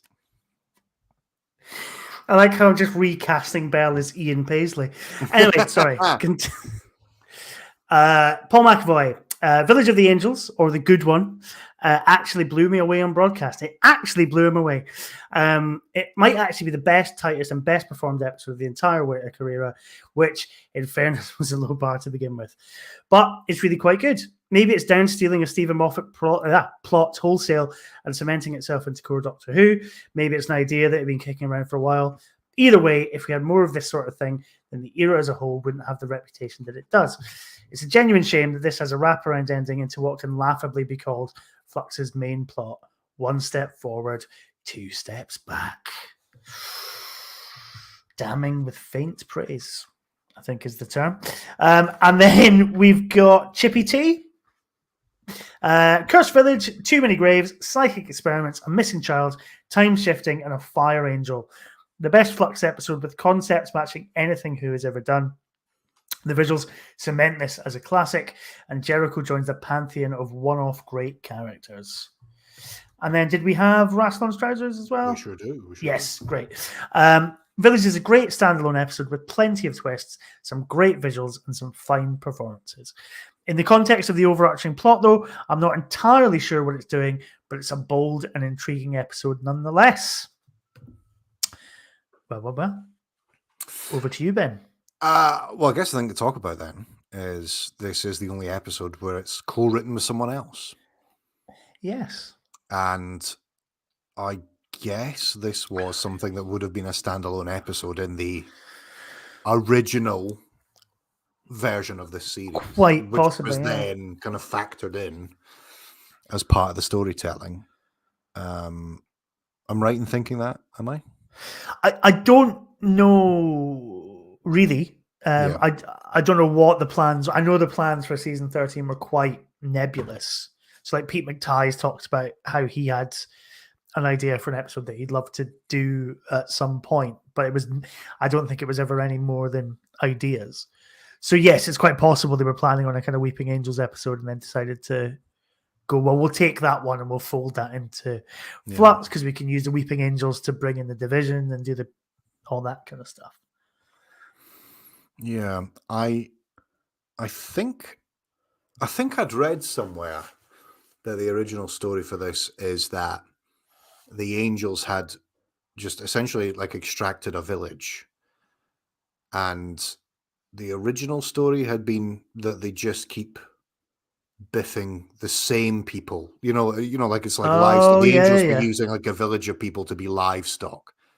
Yes, and they were. I mean, that's a great concept. Yeah, they were just biffing people back in time, and it was the same people who were growing up in the same village, the wrong way round. Yeah, which I guess also makes for an interesting story about like how does this baddie survive at the end of the universe? Well, they get themselves a little battery farm of people who can travel in time and just kind of fuck around like that. But what we get is that it's an extraction squad for the division, and it's always been about luring the Doctor here. Mm-hmm. I don't get at the end. Is it that they were always after the angel inside Claire Brown, or were they all an extraction squad? And it was all about luring, like feeding the Doctor bullshit to get her into the position at the end. Yeah, it's never quite clear, is it? Yeah. Because it's like, oh no, I made a better deal. But then it's like, is the angel just telling Claire that? Yeah. To make her feel better about shafting the Doctor? Yeah. Or is that kind of that always the plan? Yeah. Because they say elsewhere that they say to the little girl Peggy, the angels are cruel. Yes. So, and we know of old, like they will speak through the voice of dead people. They will will, you know. I think it was always about tried baddies, you know. I think it was always about the Doctor, and they just used Claire as bait essentially because the Doctor can't resist a helpless human being. Yeah. So that's a really good idea, and I think it's like Mark says. I remember when we did Time of Angels and Flesh and Stone, and I kind of said it was the aliens to Blink's Alien. It's like it's louder, it's noisier, there's more stuff going on, and it kind of misses the point of the original. Yeah. But this, I think, is a proper kind of Blink sequel in that it takes a lot of the sort of frightening things about Blink, but then kind of goes yes and to it. Yeah. So it's like that whole bit where they're in the house and they hear the windows smashing, and then the camera cuts, and it's just some stone statues in a smashed up room. Yeah. But it's terrifying because you know what the implication of that is. It's really beautifully done. Sort of little bits like that. There are, but like the drawing of the angel when the Doctor crunches up the page, and it like you can see the charcoal outline of the angel crunching up too, and then a fire version of the angel. Yeah, and this sort of staticky angel as well is quite nice in the. Yeah, there's loads of what the kids would call a really cool moment. Like yes, you get to see like different stuff. There's bits I really like about it.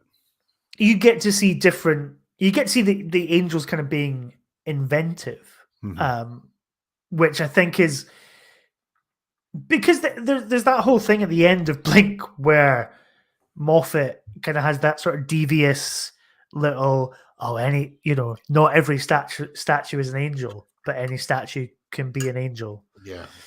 But then it's that kind of Captain Jack's omnisexual, but really he's just gay thing. Yeah.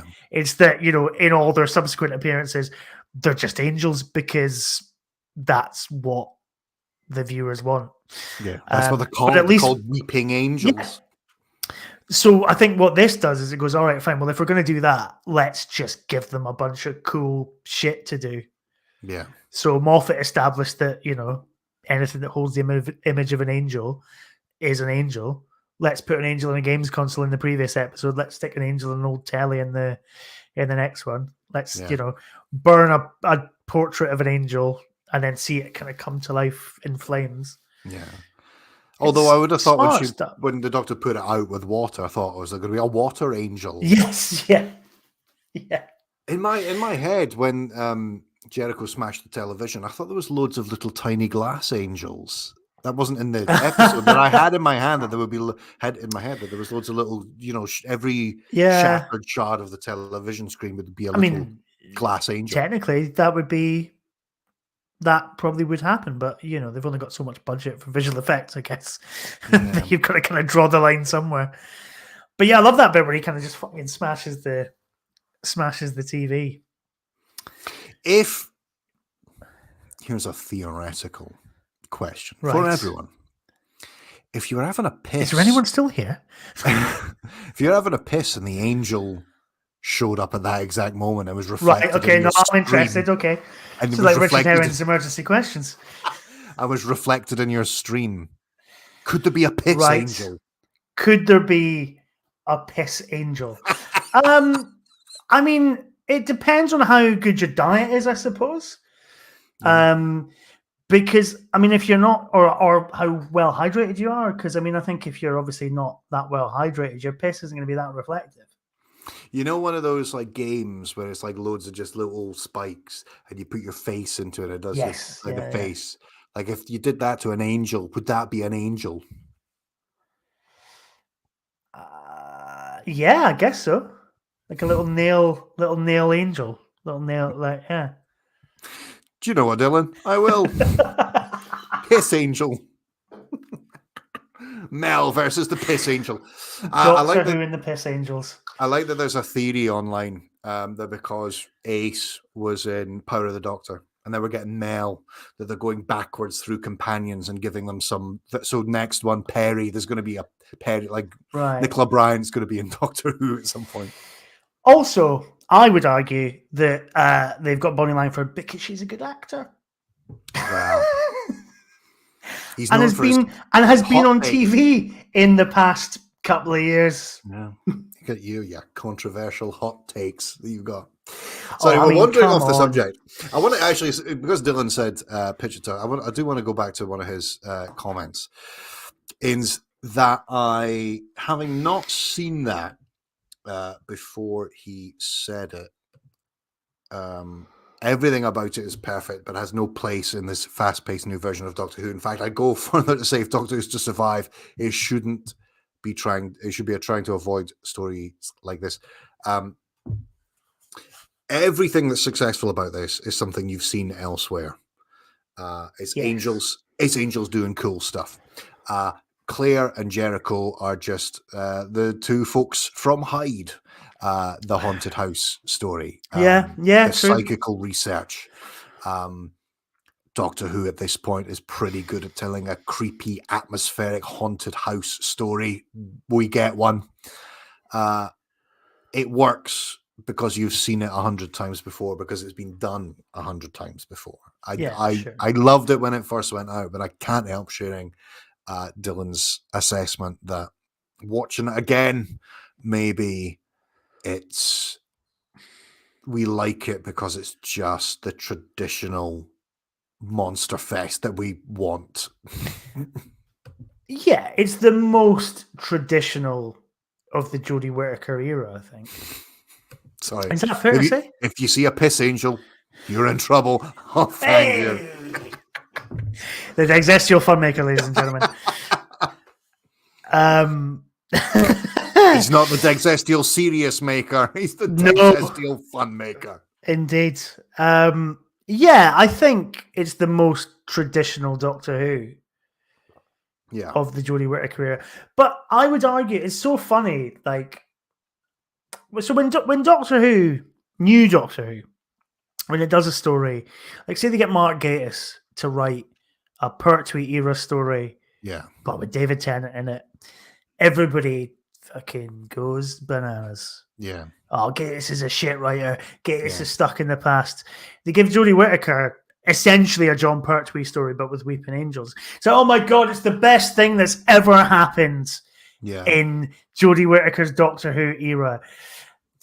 Doctor Who fans just fucking weird, man. Like, I just don't get, and I like this, but the thing is that I've found with Doctor Who over the past few years is that the fucking discourse around it is so insane that, like, it kind of becomes like you can't just enjoy something. You know what I mean? Like, it has to, and this is obviously a wider conversation about kind of the sort of cultural landscape as we have it at the moment. But you've got, like, you know, so like Village of the Angels. Oh, it's the best Jodie Whittaker episodes ever. You know, or as Dylan, I think maybe rightly says, yeah, but also isn't it the sort of thing that we should maybe not be relying too heavily on in 2021, evoking kind of Doctor Who from 1973. Yeah. You know, there's a way to do both. And I do think Doctor Who fans are, for a show that's, I've said this countless times on this podcast and elsewhere, but for a show that is fundamentally about how everything changes, but certain things stay the same, Doctor Who fans are very rigidly like, it has to be this exact type of thing. Yeah. And I like Village of the Angels, but I think it's such an interesting, the response to it, I think it's a really interesting kind of microcosm of Doctor Who fandom and kind of Doctor Who fandom's kind of expectations of what Doctor Who should be or could be or, you know, isn't anymore. Yeah. I'm probably guilty of having on this podcast said before that I really loved the stuff that is executed very well, but like televisually fairly unadventurous, or in Doctor Who terms, fairly unadventurous. This is what we get. This is what we get here. Like, by this point, Doctor Who is good at that, and Jamie Magnus-Stone is a great director. Oh, absolutely. And what we get are perfectly executed images and sequences building tension. And I guess that's what you get, like, after a previous episode of a lot of compelling scenes that maybe don't necessarily hang together as a proper episode. What we get is an episode where you have just a lot of just brilliantly made mood and storytelling, and like it's to be enjoyed with the lights dimmed. Maybe obviously this went out in November, so it's a winter's evening. A glass of wine, maybe something warm to watch. Like you enjoy it because it's the Halloween Apocalypse was a Halloween special. It wasn't particularly that, but I think the statement of intent was this is a winter Doctor Who. Like we meet all the characters counting shit in a graveyard. I love how the start is. There are 92 graves in this graveyard. Count them. If there's more, then you'll maybe. Well, firstly, if I was the parish priest, 90. Are you out of your mind? 92. You think I'm going to go around? What does she mean? All right, I'll give it a count. You're not knocking off 92 graves. Yeah, I also love the idea of a priest finding a letter in a graveyard that says "Leave now." Yeah, which has a completely unintended implication behind it. We know what you've done. We know what you've done, all right? We're not going to say anything about it, but if we just move you to another parish. Stop posting shit through my letterbox. There's a missing child. There's a missing child. There's a missing child, yeah. And a priest has been told to leave town. Come on. Yeah, it's all very Father Brown, but like the murder version of like the murder pedo version of Father Brown is what is kind of set up to be. Can I just say that kid's fucking great? Yeah. Because I absolutely love the bone-chilling response to, and I mean, I've got a note here that just says, Gerald's a prick. Because he is. I mean, the man's a prick. The kid didn't and I say love that. When he dies, and the kid just goes, he wasn't very nice to me, I don't give a fuck. Yeah, he was good riddance. He was never nice to me. Yeah. Just the cold-blooded dispassion. Yeah. Because I think also, I guess, although she's not been gone for that long, but then I suppose it's the Weeping Angel, so you never actually know how long she's been cutting about that village by herself. Yeah. But, yeah, she's seen some shit. She's... Yeah, just I've never seen anyone consume just buttered bread with such resignation and sass at the same time. You've clearly never seen me coming from the pub. Yeah, the kid's great. I also really like. Sorry. I mean, I love Doctor Who like that. But the more I'm saying that, I'm like, yeah. Do we need more of it? Like, I love the Stones of Blood. I love the android invasion. I love, I love the episodes of the Avengers, which are all about like rural villages that have been taken over by like Soviet paymasters and all that. Like, it's all, all that kind of just like, thatched roofs and intrigue. Like, I mean, that's why I love Midsummer Murders. Do I want more of that? It's all thatched roofs and intrigue, yeah. Yeah, I mean, do I want more of that? And yes, I do. And I probably shouldn't have that.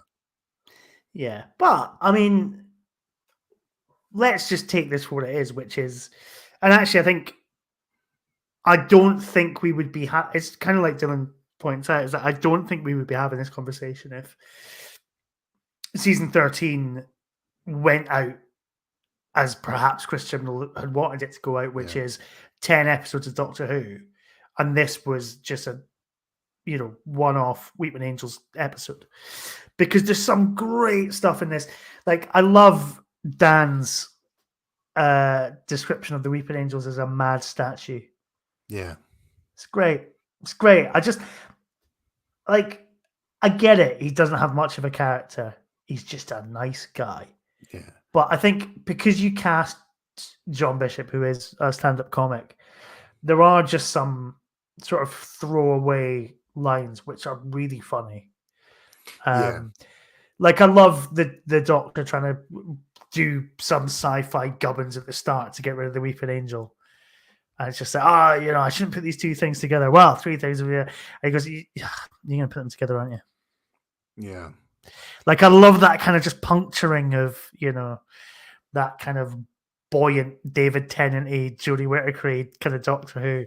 Yeah. It's just a scouse man going, but you're going to do it, aren't you? So just bung in.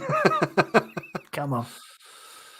Yeah, again, perfectly cast. Is really carries. I don't want to say a lot of this. It doesn't. Like, I don't want to lose that initial enthusiasm I had at the start of us doing this, but also the enthusiasm that I had when I was watching it, because I loved watching it. I only watched it again this afternoon, which was the worst fucking possible way to the sun streaming in through the windows and pulling the fucking blinds. But I still really enjoyed it, and I think there's some great stuff. And if we're talking about casting, I think Kevin McNally is excellent in this. Yeah, he is. Yeah. He's kind of, in a way, I think what the Brigadier would be like if they were kind of written today. Yeah. Because, how I think we talked about it when we did Modern Undead, was that whole thing of him having a nervous breakdown. It's like, well, yeah, you can kind of buy it, but the problem is that it's 1980s Doctor Who, and it's never going to treat that with the sort of emotional nuance or intelligence that you would get in sort of modern television. Yeah. But you do have kind of McNally's character sort of make references to Belsen and the Holocaust and this kind of, that's what shaped him as a young man and as a soldier, and he kind of can't quite escape that, so he kind of surrounds himself with academia and trying to understand the human mind.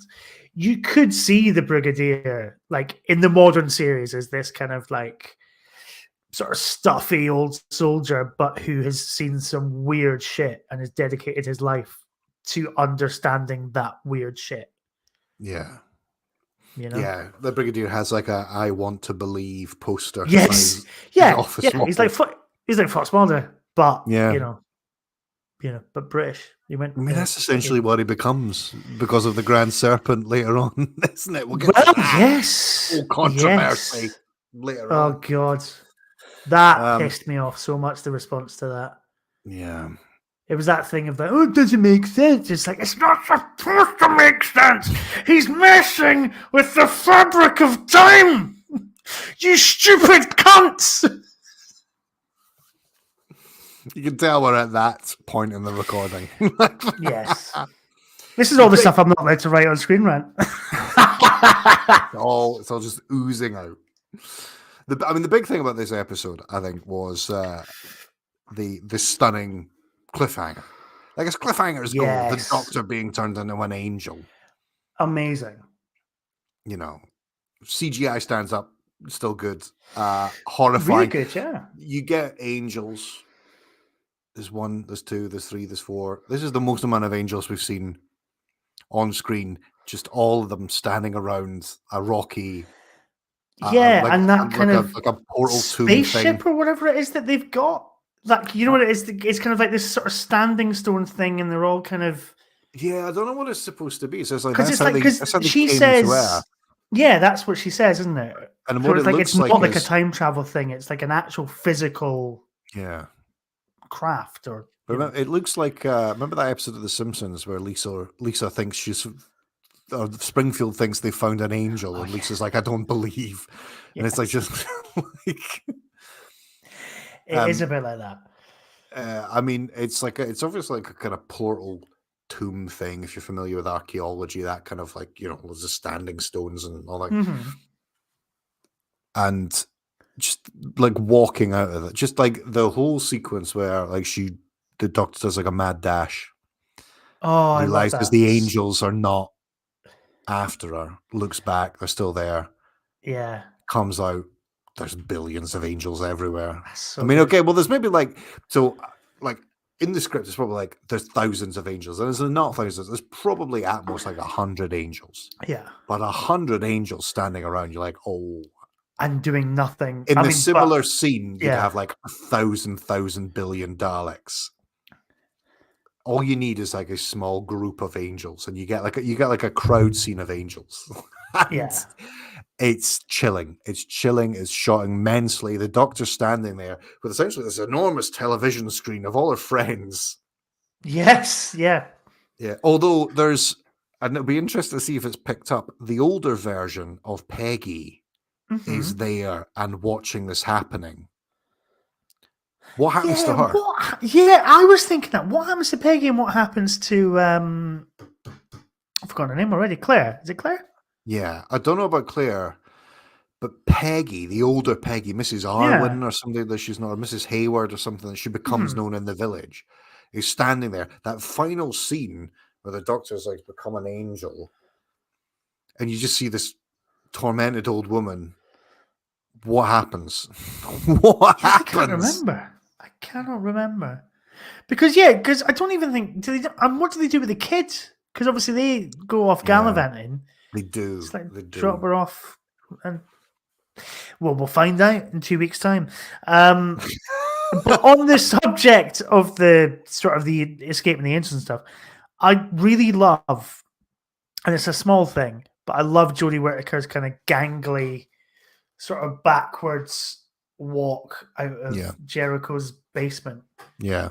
Like, that's Doctor Who to me. It's not this kind of, heroic, I'm going to confidently march backwards and I'm going to, keep an eye on the angels. It's showing how difficult that actually is to keep your eyes on something. And it's the Doctor kind of clumsily kind of falling through like a crack in the wall and sort of fondling her way back through the thing and with a torch. And you get another bit with, with Dan trying to get the torch to work and then accidentally blinding him and Yaz so they get touched by the angel. Yeah. There's so much good clumsiness in this, and that's the killer. I think when you're facing weeping angels is clumsiness, and we're all a bit clumsy and all a bit gangly and cat-handed. We're all, essentially what I'm trying to say is we're all a little bit of a ham-fisted bum vendor at times, aren't we? I do love she's crumpled up the charcoal angel, thrown it in the fire. Fire angel emerges and her line is brilliant, made it worse. Yes. Brilliant, made it worse.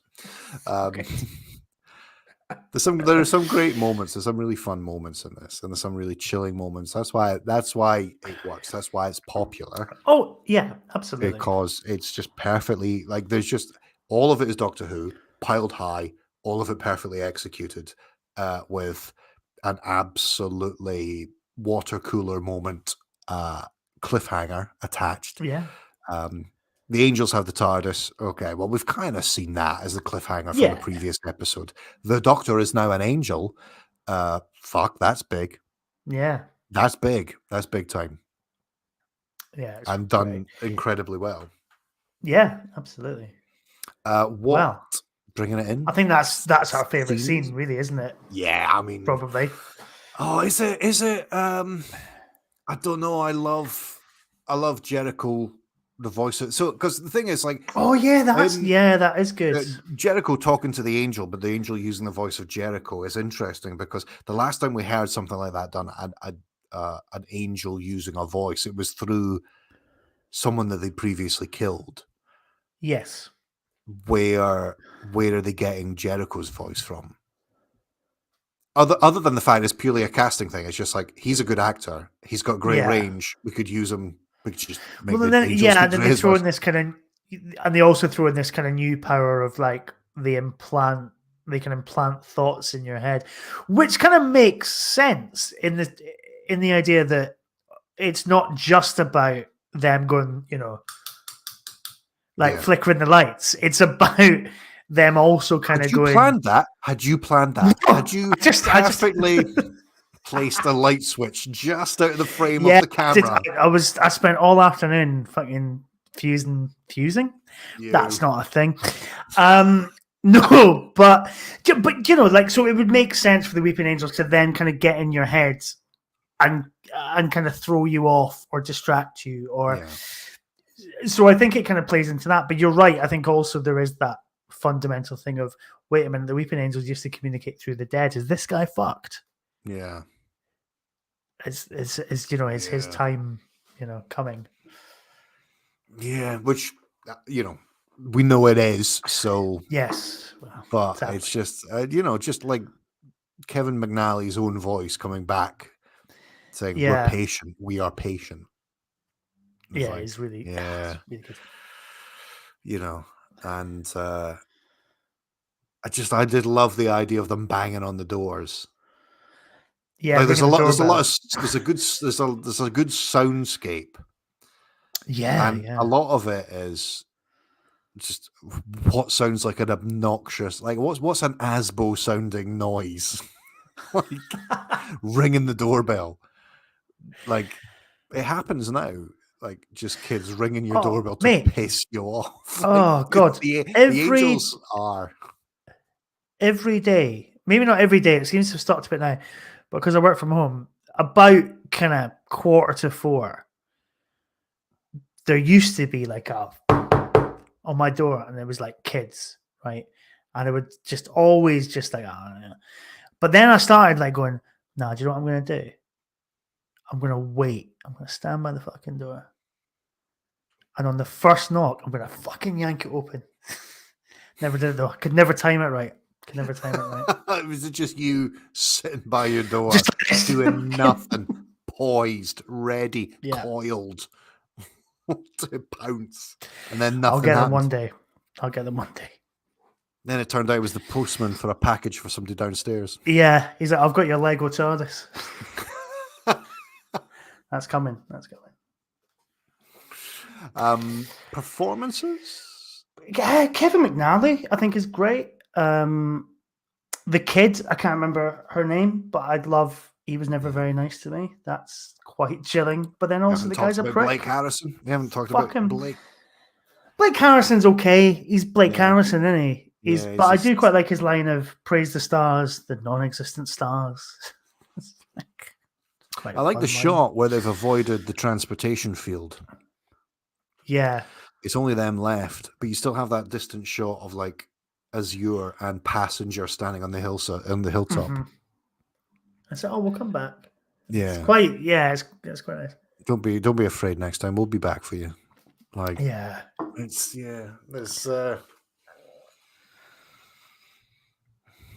I like Kevin McNally for me. Annabelle Scully. She's very Hyde. I get it. Yeah, but, sure. When the angel is speaking through her, there's a bit is in the pre-titles where they're doing, and she goes all exorcist. Yeah, that's really good. That's very, very good. Yeah, Yaz and Dan don't have a lot to do. They just wander around asking questions. This is where I feel like that's a remnant of the original story of it being like a kind of battery farm, because they blast Peggy back to 1901. Yeah. And it's obvious that in 1901 there's been a tragedy, because it's just a kind of, it's just like things have been abandoned by the roadside, like houses have been deserted. Where are the people from 1901? Presumably blasted back further by the angels, but where are they? Why is there anything untoward in 1901? And like, because why is it spooky to show up in a village? It's also deserted, like, you know. Yeah, I think you're right, but because where do those people? And then also it's the quantum extraction thing. So you've got the basic in the middle of space. Essentially. But then that was the story, wasn't it? That was the story. In The Angels Take Manhattan, it was just a hotel. The battery farm. The hotel was the battery farm. Yeah, and they just do it again, but it's a village. Yeah, so again, we've seen this before. Yeah, like, it's okay. Yeah, maybe I'm talking at my arse then, and I've just confused two Doctor Who stories. Possibly, I don't know though. But I feel like I heard quite a good. The Maxine Alderton thing is because hers was literally the story that survived from the original conception all the way to what eventually the series became. I mean, it would make sense. Yeah. Because obviously everything else is Chibnall. Is that a statement? Is that a thing? Oh, sure. Everything else is Chibnall. Everything else is Chibnall. I mean, you pointed it out at the start. Like there's obviously there's some very adept ideas and there's some very strange, like, dialogue choices. Yes. Yes. There is. I'm not. If we're going to be together, I just want you to know I'm not for abduction. Yeah, I'm against the old abductions. So I am. Yeah. I'm going to keep doing that accent. Sorry, listeners, but I'm going to keep doing that accent for the last two. No, it's we've only got one more show and 2 more fluxes. Yeah. Wow. And then 2 Dalek master plans. And then yes. I don't know. Oh well, shall we bring it in then? Yes. So next time, we will be doing. Is it Survivors of the Flux and the Vanquishers? Is that right? Yes. Those are the names of the things that we'll be doing. So, yes, let us know about that. If you don't understand what Chris Chibnall's up to with the unit dating thing, don't get in touch. I don't want to fucking hear about it. I don't want to hear about it. It'll be fun to unpack all of that. It's very obvious that he's messing with you. All right? Yeah. Just go with it. So we'll be talking about those. So do get in touch with us. I'm only joking. Say what you want to say. We love you.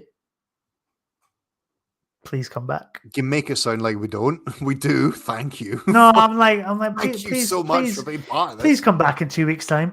So that'll be on the 22nd. Yeah, 22nd of June. Yeah, it'll be great fun for that. On YouTube. If you've got other things to do on a Thursday night, it will be in the usual podcast places on the Sunday, which is Sunday the 25th. Really selling the event nature of the whole thing, aren't you? It's basically just an easier way for me to get this thing edited, because if you think that people are watching you, the whole point of doing this live is that you don't have to edit it. We just do a couple of snips. Yeah, and here I am waffling along that will definitely need to get cut out. So we'll be back on the 22nd of June to chat about Survivors of the Flux and the Vanquishers. So do please get in touch with us about that. If you're in Margate, hey, you never know. On the 1st of July, I will see you there because I will be wearing this jumper and standing next to Janet Fielding, probably. So Janet Fielding's doing an event at the Walpole Bay Hotel. Yeah, he's not just going to creep up beside. He might do. Yeah, might do. Although I used to live in the same town as Janet Fielding, so you never know. But that'll be fun. That makes it okay. I don't know. But yes, so thank you again. Thanks, Dylan. We should get Dylan on again soon as well. This was a hoot. Thanks, lads. Yeah, mate. Thanks for watching. But so that's that. That's that. How do we end these things normally? We just say thank you, Mark. You've been Mark. Thank you, Ben. Ben. Yes. Bear with us as we push a lot of buttons, but that is the end. Join us in 2 weeks' time. Yeah. We hope you've enjoyed. The problem with doing these live is that people can see how drunk we get. Yeah. Fine. Absolutely fine. There's been at most 5 watching this, so and we know everyone who was watching comment. All righty. Thank you very much, folks. We'll see you when we see you. Bye-bye. Good evening.